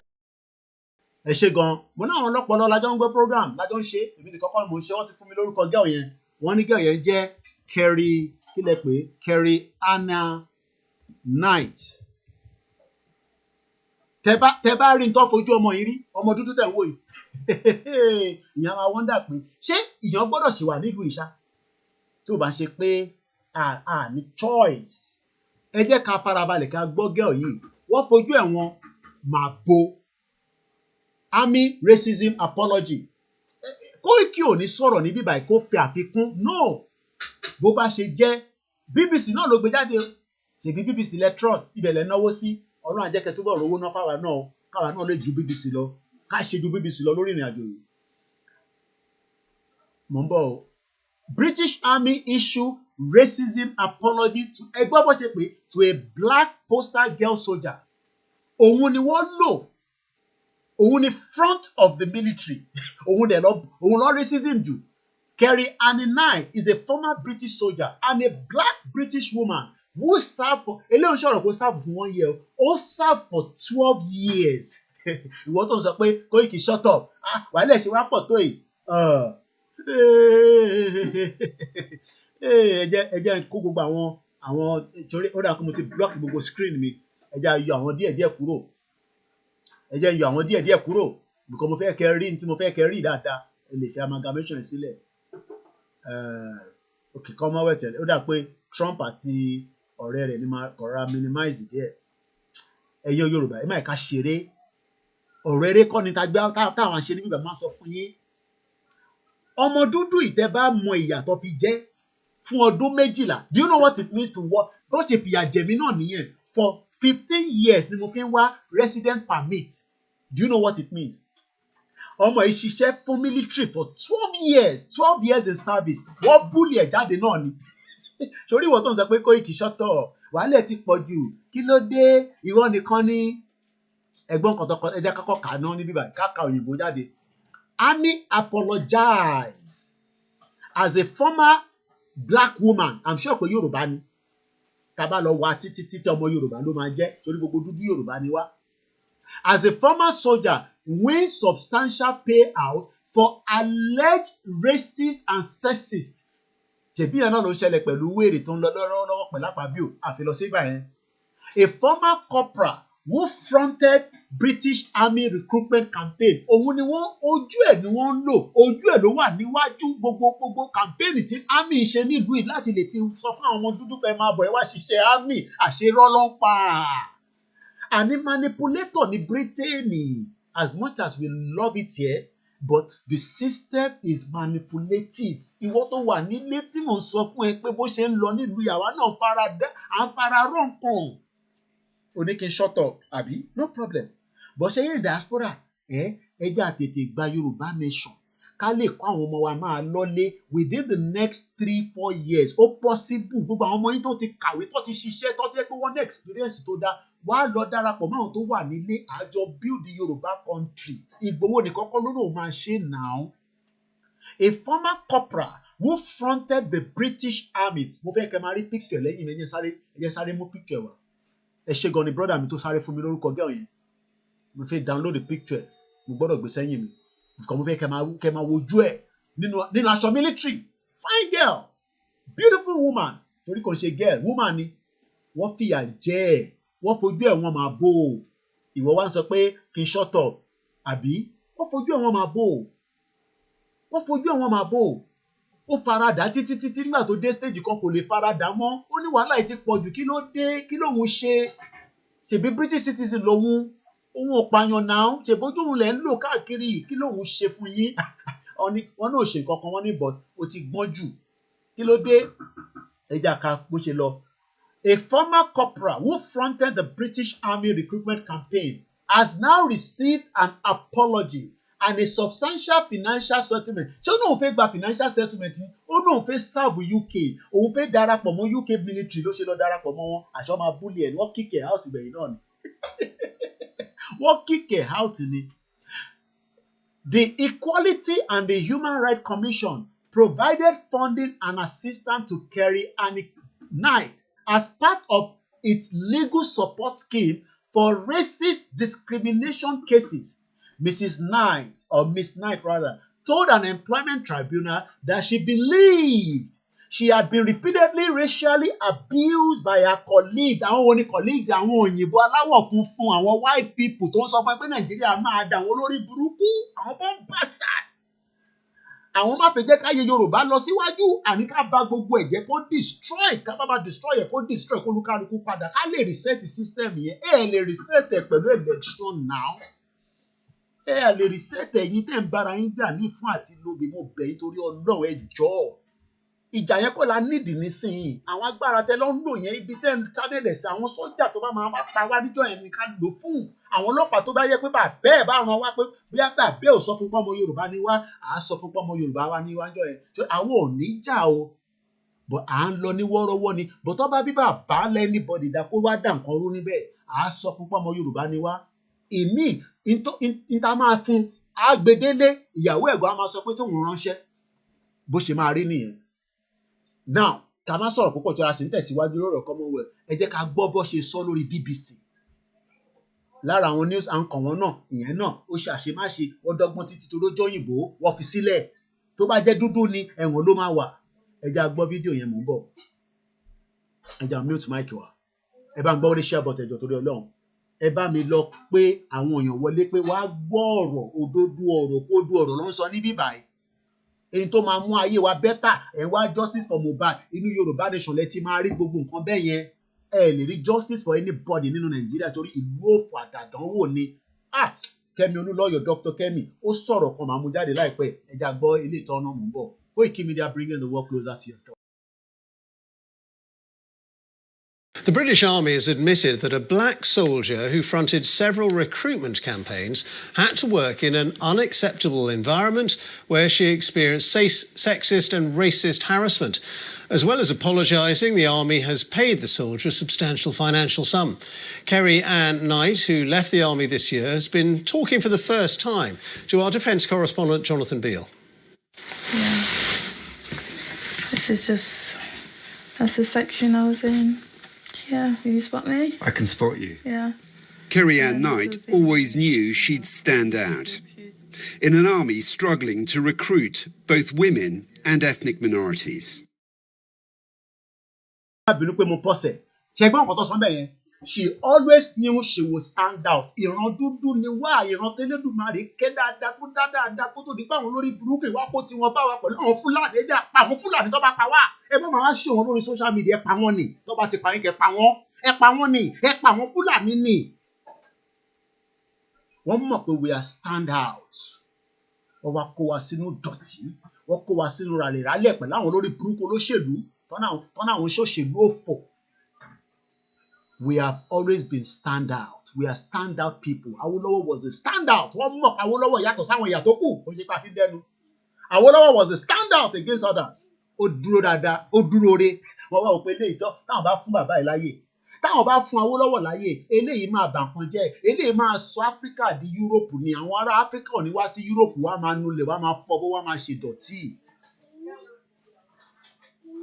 She was a stand out. She was a stand out. Ọmọ tó ń pè ní stand out. Kíkan kó dá dúró, kó dá yàtọ̀, kó máa glow. Àwa ká bàbá àwa ìran ọmọ aládé tó ẹ wo bá ṣe rí. Ẹ wo àwa ìran ọmọ aládé. Àwọn kan wá ń gbádùn. Ẹlòmíì ní sì kò sún air condition rí láti jọ́tọ̀ ti bí láyé ẹ̀. Ó ti pé 40 years old. Kò mọ bẹ́ẹ̀ condition ṣe rí lára. Inú ilé kọ̀ọ̀kan ní United Arab Emirates wọ́n bí ẹ̀dá kó gbéyàn sínú ilé kó fi rent kó má fi air condition síbẹ̀ tó bá jẹ́ pé mo parọ́ ní àwọn tó ń gbé ní Dubai sọ fún mi po rent ilé kò wá sí because ìlú tó gbóná ni o rent ilé kò wá sí air condition àfi ó tó bẹ́ẹ̀ no ó tó bẹ́ẹ̀ irú ayé tó yẹ kẹ́ máa gbé nìyí gbogbo inú ilé yín kò mí pé torí pé ìta gbóná inú ilé gbọ́dọ̀ máa tutù mọ́ ẹni air condition gbogbo nǹkan á máa ṣiṣẹ́ àwa ìran ọmọ aládé àti jẹgungun aná àjẹgungun mọ́ ní ẹran la fẹ́ jẹ àdẹ̀jẹ ẹran màálù a máa fọ́ gbogbo ẹ̀ yányá ó kù díẹ̀ ẹ̀ ní sóríire ẹ lọ́ máa múra sílẹ̀ fún 9 BG Heathrow ṣe é padà ní ó lockdown Heathrow náà máa lockdown ẹ jà lọ gbọ́ ọ̀rọ̀ girl yìí wọ́n ní she was a star ẹgbẹ́ nǹkan ẹ wo praise lọ́lọ́ the black woman that is the face of the military. Wọ́n wá búlẹ̀ wá pa kò wá lè gbà mọ́ ó ti gbà mọ́ra títí nígbà òun ló máa train àwọn èèyàn àwọn tó train wọ́n á fi jọ̀gá lé lórí èbí bọ́ ṣe ń ṣe níbi iṣẹ́ tí gbogbo wa náà nìyẹn àìmọye àwọn tí mo train nígbà tèmi náà ṣiṣẹ́ kí wá yọ ṣìyọ́ náà yọ no problem ó sì charge there màá lò wá sí bíbá no problem extension lead mo ní láti rà wọ́n àwa la máa train àwọn èèyàn a bá train wọn tán àwọn ló máa dọ̀gá mọ́ wa lọ́wọ́ èbí báyìí náà ṣe ń ṣe níbi iṣẹ́ nìyẹn àìmọye àwọn ìyá wa tó yẹ pé gbogbo hospital sector wọ́n máa train àwọn mùgùnmù tó bá train wọn tán wọ́n wá gbé àwọn tó train wọ́n wá gbé wọn sórí àwọn èèyàn ẹja gbọ́n nǹkan tó ń sọ lọ torí àsìkò wa. Were you the only black person in I was the only a black female. But she was the only black female. She stand out. I'm sure wá ti fokó lọ náà. Kò sí nǹkan táwọn lè ṣe olórí burúkú àwọn òyìnbó kọ̀ọ̀kan. Wá ti fokó lọ. Àwọn ò pé òwá dẹ̀ máa wọ́n dẹ̀ pé I'm a British. Ẹ̀wọ̀n ṣe foreigner bí irú àwa tá a wá o foreigner làwa o. British lòun òun ní ọbẹ̀ òun sí nípa ilé o ẹ bọ́ ṣe forí ẹ̀ fagbọn ẹni tó bí síbí so ẹ̀yin ìyá wa ẹ̀yin bàbá wa ẹ̀yin ẹ̀gbọ́n mi tẹ̀ ń ta pé àwọn ọmọ tèmi ò ní Ọlọ́run ní jẹ́ Jésù ò ní jẹ́ eléyìí ò mọ Jésù ọmọ pé ẹ̀yin nìkan lẹ mọ Jésù nílé yín ẹ̀yin nìkan lẹ mọ ànábì ẹ̀yin nìkan lẹ mọ babaláwo ẹ wo ìyà tó fi ọmọ yìí jẹ fún ọdún méjìlá. Do you know what 12 years is? Ó endure racism for 12 years. 12 years nínú Britain ni mo sọ yo. Ọ̀rọ̀ yóò ń ṣọ̀rọ̀ 30 years ago. Ìsílẹ̀ ó ṣẹ̀ṣẹlẹ̀ ni o. Ó ṣẹ̀ṣẹlẹ̀ ni o nínú UK. Ìlú ọba tó níjòyè. Ẹ wo bó ṣe maltreat ọmọ dúdú. Ẹ wo bó ṣe fìyà jẹ. Ẹ wo bó ṣe fìyà jẹ ọmọ dúdú. Torí pé kí ni?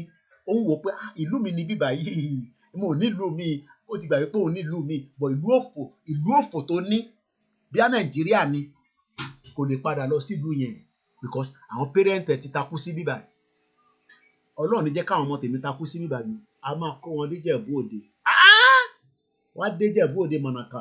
But kò ṣe Ìjẹ̀bú Òde tí kò sí toilet. Because easy sọ fún mi pé ìgbà tó mú òun wálé ní 1980. Òun fẹ́ yàgbẹ́. Kò wá sí toilet àwọn WC. Ó wá lọ yàgbẹ́ shop. Ó wá yàgbẹ́ sínú nylon àbí paper. Ó wá jùgbẹ́ yẹn. Ìgbẹ́ yẹn wá lọ ba lé lúlé.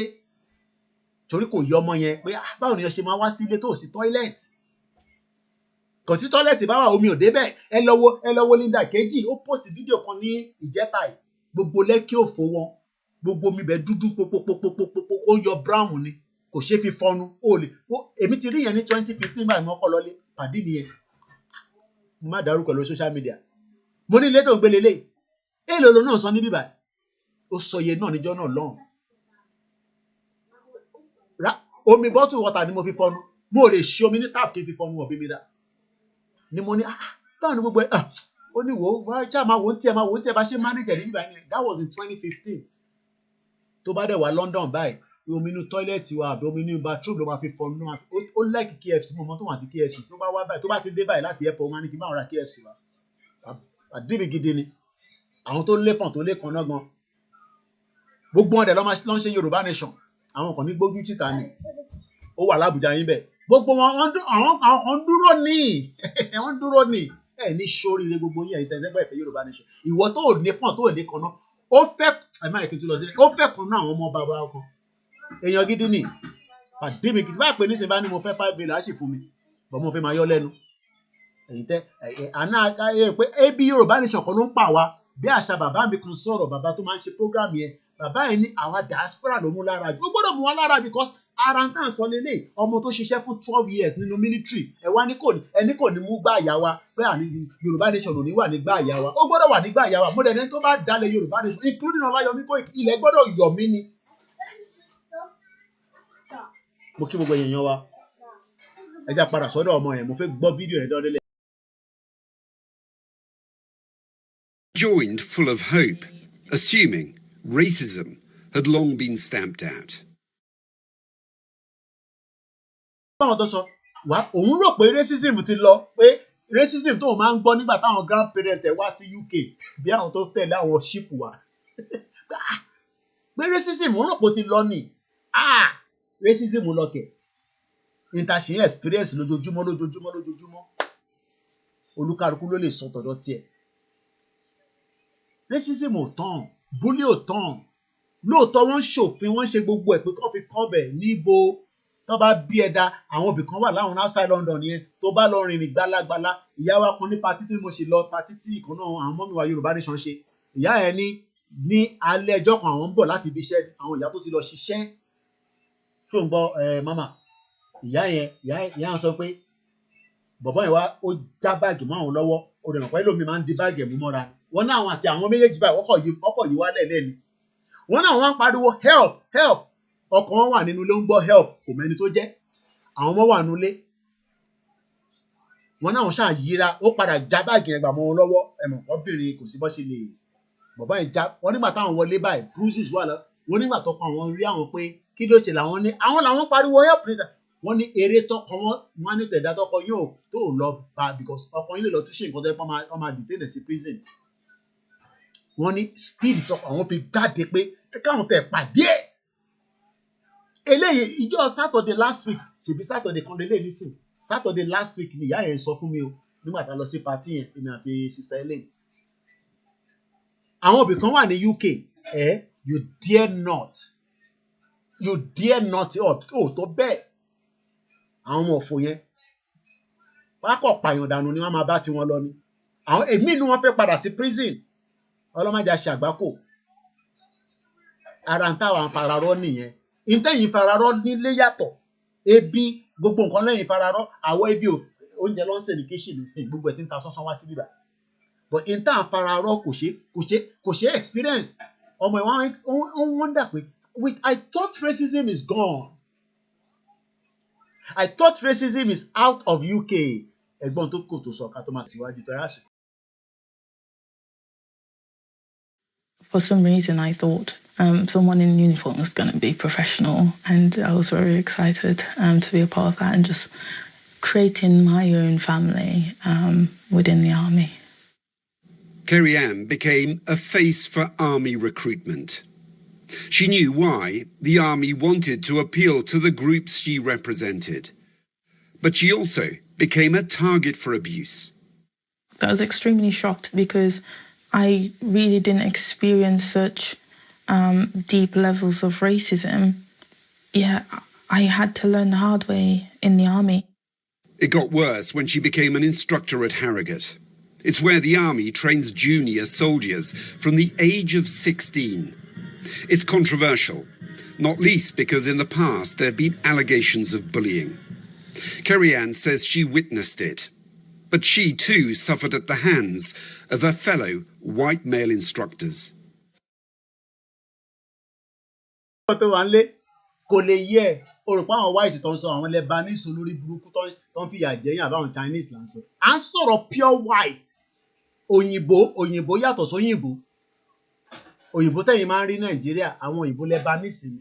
Ó ní she was bullied by a co-white instructor. Àwọn tọ́jọ́ instructor tó ń train àwọn èèyàn. Bí wọ́n nà kó sí iná ọlọ́run mọ̀ tó ń ṣe fún. Oríṣiríṣi kan ló máa ṣe especially wọ́n ti mọ ibi tí kò sí kámẹ́rà. So wọ́n lè bully ẹ̀ níbi tí kò sí kámẹ́rà. Ṣèbá àárín lórí pitch tó bá àwọn footballer tó máa ní monkey tó máa ṣe tọ́tọ́tọ́tọ́tọ́tọ́tọ́tọ́. Ẹ ní sórí rẹ̀ yẹn olóṣèlú yìí fún ìyà tẹ́ ẹ̀ fi gbogbo wa jẹ. Tá à ń pè é pé kájọ ṣe Yorùbá nation tẹ́lẹ̀ tún sọ̀rọ̀ 2027. Èmi ò ní kò ní sí 2027 o. Ọdún yìí la máa mọ̀ bóyá 2027 máa wáyé àbí kò ní wáyé. Inú ọdún yìí la ti máa rí. Ẹ ní sórí rẹ̀. Mo kí gbogbo èèyàn wa. Ẹ jẹ́ sáré gbọ́ tán torí a ti lo 2 hours nísìn.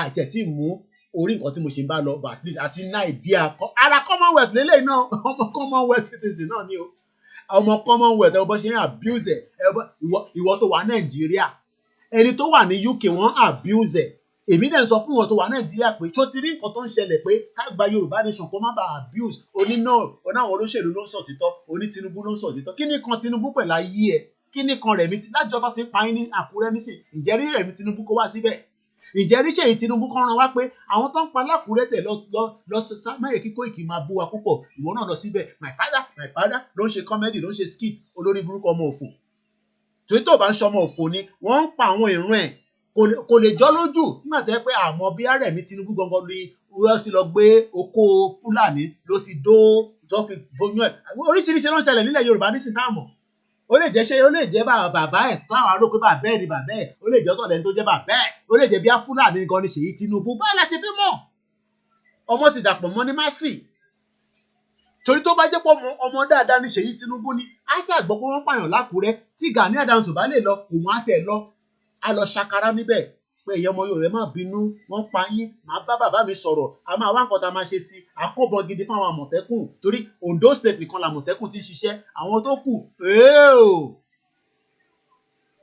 owó rẹ̀ kò fún wọn l'Ondo State ó ń donate owó bíi yàpàrà sínú Haúsá tí ó fẹ́ tún lọ jẹ gọ́vnà nílẹ̀ náà tì lórí burúkú ọmọ òfò so ìwọ tá à ń sọ fún sórí ọmọ tó fine woman tó fine wọ́n búlì ẹ̀ títí ọmọ tó ń pè ní 12 years ọdún 12 ló fi ṣiṣẹ́ ní army nígbà tó yá ló wá jáde síta pé ẹ gbà mí o wọ́n ti fẹ́ pa mí níbí báyìí o ẹ̀yin nísìn ẹ̀yin ò lè sọ̀rọ̀ nítorí pé wọ́n ti gáàgì yín wọ́n ti sọ yín mọ́lẹ̀ mo wá nóda wọ́n ṣe sọ yín mọ́lẹ̀ yẹn ẹ láwọn oògùn kankan lọ́wọ́ ẹ lọ mú àwọn oògùn yẹn kẹ́ tọ́jú ẹ̀ pamọ́ torí nígbà tá a bá máa ṣe night vigil a máa need àwọn oògùn yẹn mo kí gbogbo èèyàn wa ẹ jẹ́ finally gbọ́rọ̀ ọ̀tọ́mọ yẹn sọ tán ká tó máa tẹ̀síwájú. They'd pile everything daily on my desk, so just to show me that I'm not welcomed And I remember one day they took a photo of me just standing at that desk. What to feel one way you are not welcome here. This is Britain, no? Britain, ìlú ọba, ìlú tí gbogbo èèyàn fi wá gbé, ó ní welfare. Yes, it's a beautiful place. Tó bá ráyè jápa wá síbí báyìí máa bọ̀. But wọ́n tán fọmọ yìí ṣe. Ẹ jẹ́ ká wá lọ gbọ́dọ̀ bàbá Akíntóyè díẹ̀ sí. Ẹ wá rí i pé ó tálè bọ́ nǹkan tí bàbá Akíntóyè ń sọ.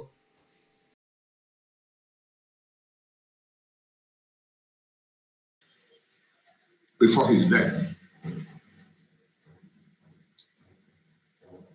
So at independence, therefore, the Fulani of northern Nigeria, living on the population size of the Hausa, became the rulers of Nigeria. And the Hausa themselves, they used to talk of Hausa Fulani. The Hausa were very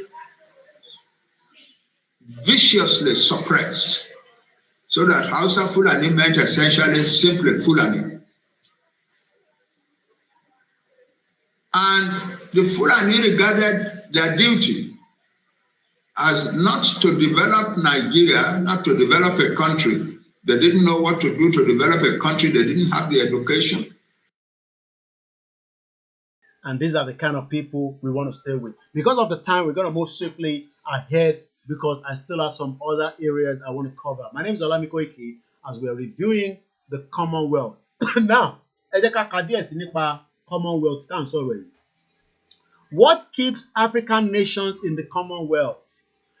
This was an article last year, October, by Eunice Wanjuru. Mo kí gbogbo èèyàn wa lẹ́ẹ̀kan sí i.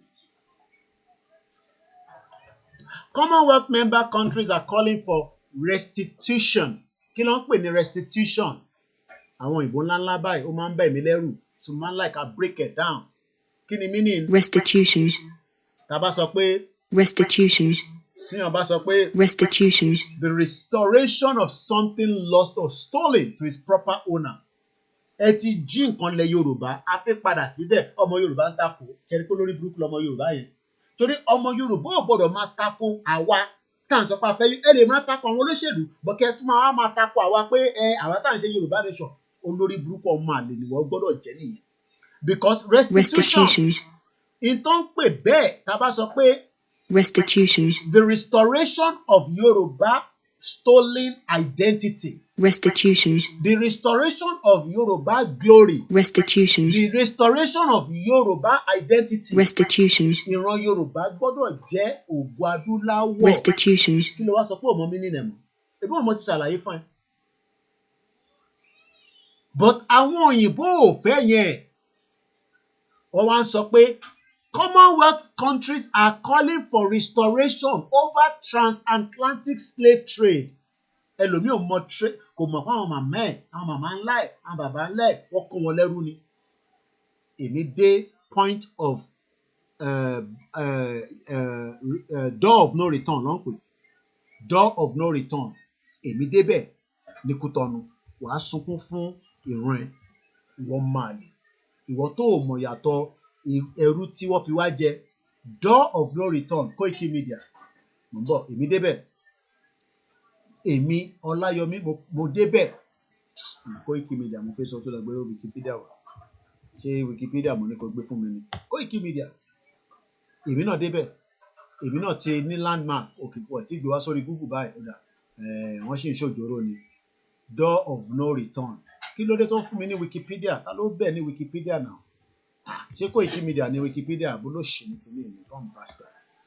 Ta ló bẹ̀ iṣẹ́ yẹn nísìnyí? Bọ̀.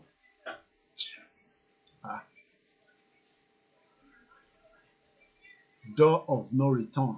Bọ̀.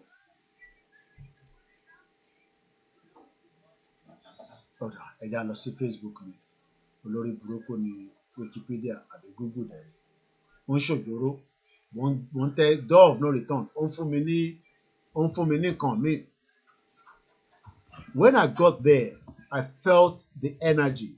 Ẹni tájọ́ lọ, òun tẹ̀ sọ pé irọ́ o.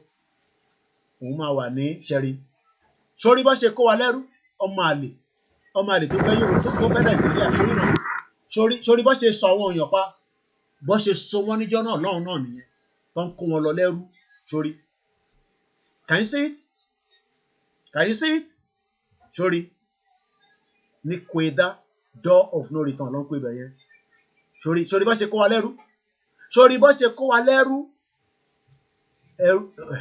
òṣàrò tó bá tẹ̀ òṣàrò tó bí eléyìí ṣe i video èmi ni mo record ẹ̀ fúnra mi o nígbà tá a wà láfíríkà àdúpẹ́ fọlọ́pàá lọ́pàá ló ṣe sọ owó mi. See?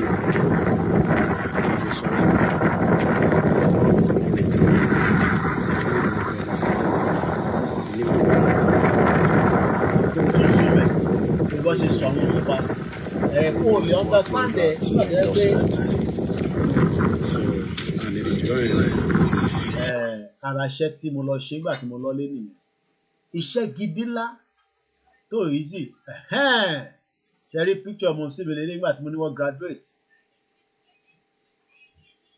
kò sígbà tí yàn lè kàwé nílùú òyìnbó mo tẹ̀ ṣe rí fìlà wọn nígbà tí mo lọ sílé wọn níjẹta fìlà tí mo sì mi dé nígbà tó ṣe graduation wọn nílé ìwọ mọ àlè ṣe lè mú bàbá tí àti ìyá ẹ̀ jáde kárí idiot all over the place ẹ̀yin tẹ̀ dá kankan mọ̀ so ṣẹ́rí ẹ ṣáà ti rí gbogbo picture mi nígbà tí mo wà ní Áfíríkà lélẹ̀ mo ṣáà ti rí òun náà ti rí bó ṣe ń lọ èmi lélẹ́yìí o door of no return kọ́lọ́run Elédùmarè gbogbo àwọn tó kó lọ nígbà yẹn kọ́lọ́run wà pẹ̀lú wọn. Ká sáré padà torí táìmù wa. Over the transatlantic slave trade are calls for reparations, a sign of the Commonwealth influence waning across Africa. Today, 19 African countries remain part of the Commonwealth of Nations, which has a total of 56 states across the world. Nigeria wà lára wọn. Nearly all of them were once colonized by the British Empire in some shape or form. Recently, there have been calls from some of the Britain's former colonies for reckoning over its role in the transatlantic slave trade. Now, tá bá wo fídíò eléyìí nísìn, kò ń ṣe tẹ́lẹ̀, ẹ jẹ́ ká sáré wo eléyìí náà, ká kàn fi ní background knowledge in tá à ń sọ̀bọ̀ nípa Commonwealth. This video as well is just for educational purpose. My name is Olamiko Ika. Ní pẹ́ parí programming because mo fẹ́ kó ju 3 hours yẹn lọ. Mo kí gbogbo èèyàn wa lẹ́ẹ̀kan sí o. More than 100 years ago, at the time of the Great War, it was said that the sun never sets on the British Empire. Nearly a quarter of the world, in one way or another, fell under the British rule, or otherwise was part of the British trading network or Commonwealth. From the Great White North of Canada to the steeps of India, and from Australia to South Africa and back again, the reach and influence of the empire was, in 1914, unparalleled in the annals of history. Today, Britannia has remained a world power and has survived the ravages of 2 world wars. Quickly because of our time. Mo ṣì náà article kankan tí mo tún fẹ́ mú jáde. The British Commonwealth of Nations, how the Commonwealth arose from a crumbling empire. Britain's new king, Charles III, will take the reins of his organization composed of former colonies, but the royal family leadership of the Commonwealth is no longer given. Here is why. The death of Queen Elizabeth II set into motion a historic transition of power, not just in Britain, but in the 54 countries across the world that maintain ties to the royal family as member of the Commonwealth of Nations, an international organization composed mainly of former British colony. Ìyẹn ni Alex Jones ṣe sọ pé no. Trump má ṣe mistake. We don't want to be part of this shithole organization because shithole ni kò ní àǹfààní kankan tó máa ṣe fún America. Ẹ jẹ́ àgbọ̀n tí Alex Jones tó ń sọ níbí báyìí.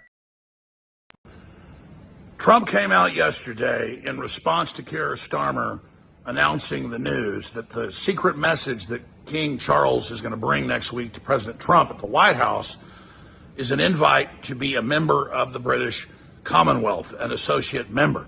And I posted a video saying this is just outrageous. Now, it doesn't mean Trump has done it, but the fact that Trump said he would be open to it is outrageous, ladies and gentlemen. Being an associate member isn't just ceremonial. I have covered these Commonwealths, and the fact is that means you are affiliated with the British Empire and that the sovereign head of that is the King of England. You are affiliated. Tobati join it. You are now an affiliated into this shithole organization. Ìdí tí Yorùbá ṣe gbọ́dọ̀ tètè kúrò, mo kí ẹ sísá mi àṣà ti ṣe. Ìdí tí a ṣe gbọ́dọ̀ pull out from this contraction as quickly as possible. Òun ni gbogbo àlàyé tá à ń sọ̀rọ̀ lé lórí Commonwealth. Commonwealth is not for us. Let me see if I have one more article. And this is it again. Is Commonwealth still important to Africa? The young Africans see few benefit to being part of Commonwealth of Nations, an international organization that grew out of a crumbling British Empire. Ṣé gbọ́n kan tó pè ní crumbling bẹ́ẹ̀ yẹn? Ẹ jẹ́ ká lọ wo meaning crumbling. Because most of you tá à ń sọ fún crumbling, breaking or falling apart into smaller fragments, especially as part of a process or deterioration, their crumbling ancestral home. Nígbà tí Britain bẹ̀rẹ̀ sí crumble, torí pé ayé àwọn ti fẹ́ bàjẹ́ tán báyìí o, kí làwọn máa ṣe báyìí o? Kí ni wọ́n padà wá ṣe? Wọ́n bẹ̀rẹ̀ sí ṣe ọgbọ́n ẹ̀wọ̀n pé Yorùbá tèmi ò lè lọ dáadáa báyìí. Akérèmákèrè àbí whatever tá a máa ń pè ṣá, ó ti yé yín. And this is why we are saying that àwa ò lè wà láàárín this messed up organization. The Commonwealth of Nations is as old as its official head, King Charles III. This union of sovereign states has existed in its current form for 75 years. Kí láǹfààní tó ṣe fún ọ? Ọmọ ọ̀fọ̀ tó ń pariwo Yorùbá nation kan ló fẹ́, ó ló fẹ́ Nàìjíríà. Kí ni àǹfààní Commonwealth tó wọ ìwọ tó ń gbọ́ mi ní Nàìjíríà? Má farawẹ́ tó wà lábroad òun ti jápa. On the 56 member states, 21 are in Africa. Olórí burúkú Nàìjíríà wà láàárín wọn. African countries are just in the Commonwealth because of our historical ties to the monarch. It is high time we restore our strategy with them. 34 years old Ghanaian told DW. Ọmọ 34 years ago ti sọ pé kí là ń ṣe pẹ̀lú wọn? But títorí pé ìwọ ní understanding ẹ̀, mo ó pè nísìn tí mo ti gbé wá bẹ́ẹ̀, tí mo ti ṣàlàyé ẹ̀, ó tún ní máa takò pé kí Yorùbá kó má dá dúró gẹ́gẹ́ bí orílẹ̀-èdè. Lóòótọ́ in tó ò bá yéèyàn, èèyàn gbọ́dọ̀ takò torí kò yé yín ni. But nísìn tí mo ti ṣàwọn àlàyé tó pọ̀ lórí ẹ̀, má tún takò mọ́ ọ. Mo kí gbogbo èèyàn wa níbi tí a máa bẹ̀rẹ̀ sí ń gbé ètò yẹn wá sílẹ̀ lórí ètò Koiki Media bringing the world closer to your doorstep ní the 23rd of March 2025. Yoruba nation, no going back, no retreat, no surrender. We have just about 20 minutes. Ó yẹ kí ẹ jẹ́ n gbé kámẹ́rà mi wá sí ibi ìbà ìpadà torí àwọn ọmọ mi tí wọ́n lè ní access sí ẹ má bínú èèyàn wa níbí ìbà. I gotta bring the camera back so that káwọn ọmọ yẹn náà lè láǹfààní. Mo ti gba space wọn látẹ̀kọ́. So ẹ̀yin tẹ́ wà lórí Facebook, a máa ní láti pa Facebook yẹn máa start again. So ẹni lo table mi ti because àwọn ọmọ mi gbọ́ oúnjẹ ti déwájú báyìí nísìnyí, so mo ti gba gbogbo space wọn, so ẹ má bínú. So ẹ̀yẹ mi ti lọ gbélé kúrò ẹ̀jẹ̀ àṣẹ báyìí. So màá ní láti pa because fóònù ilé tẹ̀ tí màá ní láti restart ẹ má bínú èèyàn wa. Ẹ̀mí bínú sí wa ni. I manage gbogbo ẹ̀ náà ni ẹ̀mọ̀ pé inú ilé ni mo ti ń stream. So you have to accept it as it is. It's not a studio. So I manage gbogbo ẹ̀ náà àní studio. So kọ́lọ́n kó ṣàánú wa kárí studio ká máa ti máa ṣiṣẹ́ létà pẹ̀sẹ̀pẹ̀sẹ̀ but for now tàbá nínú ọ̀la máa lò. So ẹ má bínú èèyàn wa.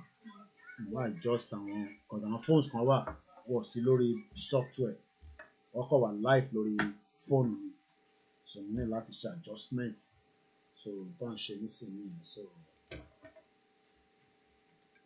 because àwọn ọmọ mi ní láti jẹun school wà lọ́la so we have to finish it up quickly.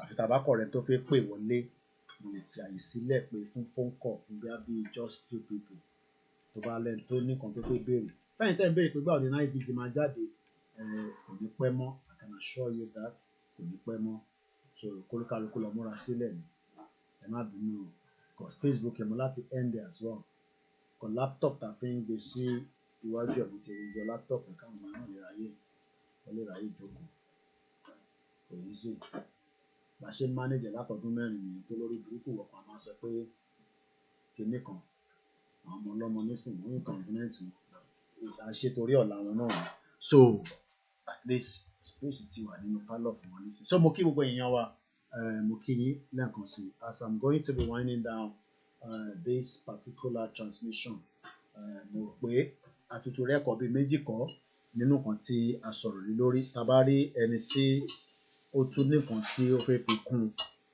nọ́mbà tẹ́ máa pè sí òun náà ló wà lórí screen yẹn ẹ lè fi pè ẹ ṣé gan ni bàbá mi ìwà lóye wọn náà wọn gbádùn àlàyé tí mo ṣe ẹ ṣé gan ni mo kí yín mo kí gbogbo ẹ̀yin olólùfẹ́ wa lọ́tùn lósì bí ẹ ṣe ń darapọ̀ mọ́ wa kí ló ṣe lè fi sọ pé broadcast kí o mo ṣe tí kò lọ láti gbé wa kò easy ọlọ́run kọ́lọ́run jẹ́ kó easy kí la máa ṣe sí báyìí. àwa ìran ọmọ aládé o Britain fi máa gbé wa ní gógó gbogbo ẹ̀ láti tú kalẹ̀ báyìí ní sọ ti yá àwọn èèyàn wa Britain ò tí mọ kò tí mọ inú odó tóun dọ̀rà sí eré lọ́rọ̀ pàǹbá àwọn ṣe tẹ́lẹ̀ ọ̀rùn pàǹbá àwọn ṣeré kò ṣeré ní Moscow ìran Yorùbá máa bọ́ nínú wàhálà àti ìdààmú now a ní ìdíkẹ́ fún wa ní support yín àwa ti ṣe tàwa náà èyí náà fún wa ní support rally ń bọ̀ wọ́n ní àkáǹtì tí ń ṣiṣẹ́ kí ló ṣe lè tí kò lọ kò lọ lórí Facebook kò lọ mọ́ tó bá dẹ̀ lọ́wọ́ a máa transmit tó bá kù síbẹ̀ ibi tó bá ti máa rí mi kọ́ rí mi ò ní fi gbìyànjú àti ní tọ́ọ̀bà ti rí wa níbi kankan máa wá wa níbòmíì so mo kí gbogbo ẹ̀yin olólùfẹ́ wa àwọn ọmọ ìtì ń fa bọ́ gbágá gbogbo mo kẹ́ ẹ̀ tẹ́ wà lẹ́kìtì mo kí gbogbo ọmọ Yorùbá pátápátá account details mi ló ń fi síta yẹn tí ẹ bá mọ ibi tó wà dáadáa ẹ jẹ́ kí n tún mú wá ní ibi báyìí so that in case ẹni tó bá fẹ́ support wa pé Koiki a máa fún ẹ ní support ẹ ṣé gan ni mo dúpẹ́ so that is our account details there tabarẹ tó ní ìbéèrè kó tó di pa máa parí a ní 15 minutes this is now like a Q&A tabarẹ tó ní question ẹnì kan tẹ́ fẹ́ bi mí ẹ má béèrè ọ̀rọ̀ àṣírí níbí bá à ń sọ̀rọ̀ àṣírí níbí bá ọ̀rọ̀ ẹ kọ̀ọ̀kan rú yín lójú ni ẹ lè sáré pè wọlé àgbékọlù yín tabarẹ tó ní kọ̀ọ̀kan tó fi bá wa sọ tó jẹ́ pé ó wà important tó jẹ́ pé ẹ fi bá wa discuss this is the time tẹ́yìn náà lè sáré pè wọlé kí ẹ wá bá wa sọ mo kí sísítà mi lẹ́ẹ̀kan sí tó ń ṣe bẹ́ẹ̀ délé ni mo kí gbogbo ẹ̀yin ọmọ ọlọ́jọ́ ìbí náà ẹ̀yin ọmọ March mo kí yín dáadáa mo kí bàbá mi o olóyè Ìgbòho ọmọ Adéyẹmọ Ìgbòho ṣá Ọlọ́run á bá wa pẹ̀lú ẹ mo kí gbogbo àwọn wòlíì gbogbo àwọn àfáà mo kí gbogbo àwọn babaláwo mo kí gbogbo ẹ̀yin mùsùlùmí àwẹ̀ tí ń tán báyìí ojú ti àwa àjọsán àwọn tó yẹ pé ọ̀sán báyìí ìgbà yẹn la máa mọ̀ wá fẹ́ lu omi ìgbà yẹn la máa mọ̀ wá fẹ́ jẹ́ kankan nígbà tó yẹ ká wà nú àwẹ̀ mo kí àwọn ọmọ Biafra mo kí gbogbo wa náà lọ́tùn lọ́sí pé àṣeyọrí la máa ṣe ẹni tó bá nìkan tó fẹ́ bi wá ẹ lè pè ẹ bi wá ní kíákíá kó tó di pa àwọn ọmọ parí ètò yẹn mo kí mọ sí mi dáadáa mo kí sista Ellen a lè kí chief man mi sí because chief man wọ́n ní orin ọ̀tẹ̀ àbó rí bàbá yẹn wọ́n ní lórí TikTok ó lọ ń gbé àwọn orin ọ̀tẹ̀ ìyẹn ló ń play ló ń gbé sórí TikTok ẹ̀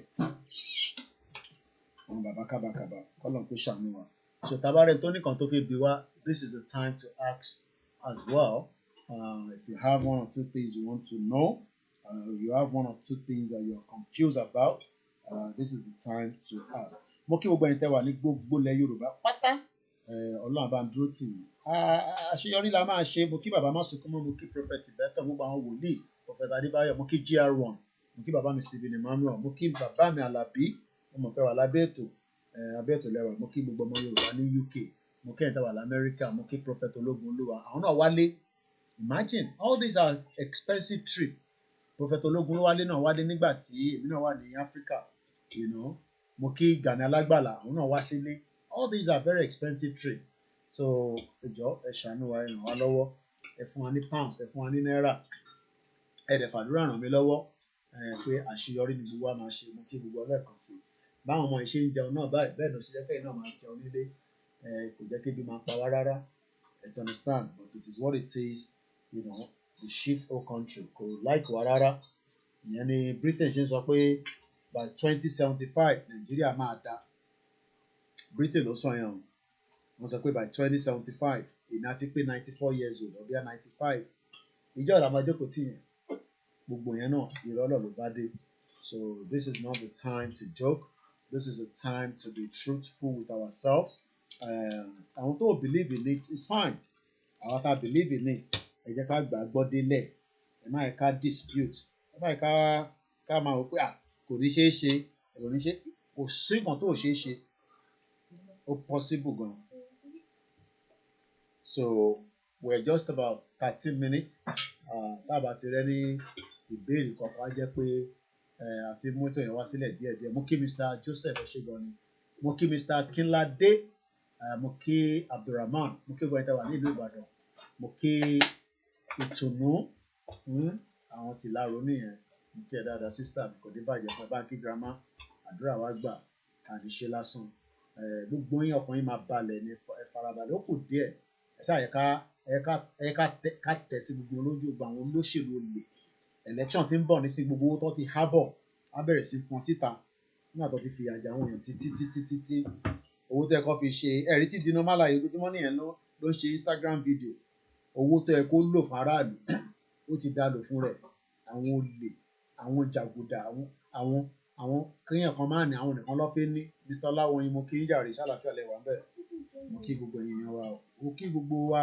pé àkópalẹ̀ mọ́ mo kí ọ̀tún prayer mountain ẹ jẹ́ ká máa fàdúrà yẹn jagun Mr. Bobo mo kí yẹn ṣe gan ni we are running on many YouTube channels mẹ́ta là ń lò ẹ̀ tó báyìí ti subscribe sórí backup wa ibì kan wà tẹ́ gbọ́dọ̀ ti rí wa wò mo kí àwọn tèmi tó ń wò mí tó ń gbọ́ mi lórí mixela Ògúnmọ́lá ní chief mamu ìsọnù àtẹ̀mọ̀ pé Fúlàní gan ni sẹ̀ àbẹ́ẹ̀ ríran ò báyìí mo ń gbọ́ Yorùbá wuyì tí àfa kan ní gbogbo wọn pátá gbogbo àwọn ní Fúlàní àti kẹran mẹ́rù mo kí gbogbo ẹ̀yin Ìjẹ̀bú Òde parapọ̀ mo kí ìfẹ́ lójú mo kí àwòrán ṣàṣà mo kí bàbá mi ọba Ògbóni àbáláyé mo kí gbogbo wa o àní ṣàṣetì mo kẹ́yìn tẹ́ wà ní Canada o ẹ jẹ́ ká máa tẹ̀síwájú a máa délẹ̀ lérí ìṣọmọ lókù bẹ́ẹ̀ ni àbí sí pẹ̀lú ìyá rẹ̀ gbogbo ẹ̀yin diaspora náà wọ́n ní kẹ́ máa múra sílẹ̀ fún rally gbogbo wa náà la níṣẹ́ kájọ máa ṣe tó bá ti ń jáde nílé á jáde ní ìlú òyìnbó náà so and on that note ẹ jẹ́ kémi náà lọ wá jíjẹ kìlọ̀ fi sí ìkùn mi ìtàṣẹlẹ̀ mi ti tó Ọlọ́run kó gbàdúrà wa gbogbo phones náà eré náà ní low storage phone may slow down ẹrù ti pọ̀ jù lórí àwọn phones yẹn kọ́lọ́run kó ṣàánú wa need another good phones so and on that note I gotta go now because I have to go and do other things it's exactly 3 hours program and I hope you've learned something about the Commonwealth which is very very important Commonwealth is one of the criminal globalists àwọn ló dá gbogbo wàhálà sí wa lọ́rùn báyìí àdèmáyọra Yẹmí Fátókì mo kí a máa Uche how you doing how's the weather on the other side ọlọ́bàndúró tiẹ̀ thank you so much my brother I love you too much Mr. Adesina mo kí Bishop Adesina mo kí Mr. Jọlá ṣe ti rí gbogbo àwọn àwàdà tí àwọn ọmọ onítìrì mo ti post àwọn fídíò yẹn ẹ̀rí Wálé Àlè bó ṣe ń tẹ̀ sí criminal Dúpọ̀ Onítìrì lójú ìbá sọ fún gbogbo wọn nígbà yẹn sọ fún wọn ọ̀dà wa lóhùn sọ fún wọn ní rọ́là ń pa Dúpẹ́ ti pa ó ti gba country fún wọn àwọn ti wà lórílẹ̀‐èdè wọn pẹ̀lú ìjìnlẹ̀ olórí sápálá tó wà tọ́kì bẹ́ẹ̀ tó ń parọ́ fúnra wọn so gbogbo wọn lọ́mọ̀ pé rọ́lọ́ ń pa at the end of the day wọn tó ọ̀fẹ́ accept so that is about it tonight we catch up again during the week èmi ò ní time tèmi máa ń ṣe program ọlọ́ọ̀bá ní kẹ́ bá ń pàdé ní tẹ́ẹ̀ bá dẹ̀ bá ń pàdé ẹ máa wò ní from other platform ó kí ó gbọ́ ẹ tẹ́ wà lórí Instagram àfojúpẹ́ nìkan kan rẹ o ẹni tó bá jọmọ Yorùbá nation ìbú òní dọ́dọ̀ ẹ̀ tó bá ṣọmọ Yorùbá nation bomb blaster ní ohun tápọ̀ ọmọ Yorùbá orí ẹ̀ ò pè thank you so much Amaucha I'm gonna be going now because Abiodun Monday mo kí gbogbo everybody pátá àtẹni tí mo mọ̀ gbogbo iná la kí o adílẹ̀ lérí lágbára Ọlọ́run àṣeyọrí la máa ṣe àníṣàṣetì láyé wa gbogbo ẹ tó bá náà ní lọ irọ́ lẹ pa Yorùbá máa dá dúró àdè máa kúrò nínú Nàìjíríà. Professor Akintoye àwọn ọlọ́mọ bá wa gbé àsíá yẹn délẹ̀ lérí ẹ jẹ́ ká túbọ̀ múra sí o ẹ dáwó sínú YSDL ẹ dáwó sí ẹwà ọ̀ranyàn ire o Koiki Media bringing the work closer to you mú kí gbogbo àwọn tíì mi pátá I cannot do it without them and with them it has made my job very very easy ẹ support wa o bye for now.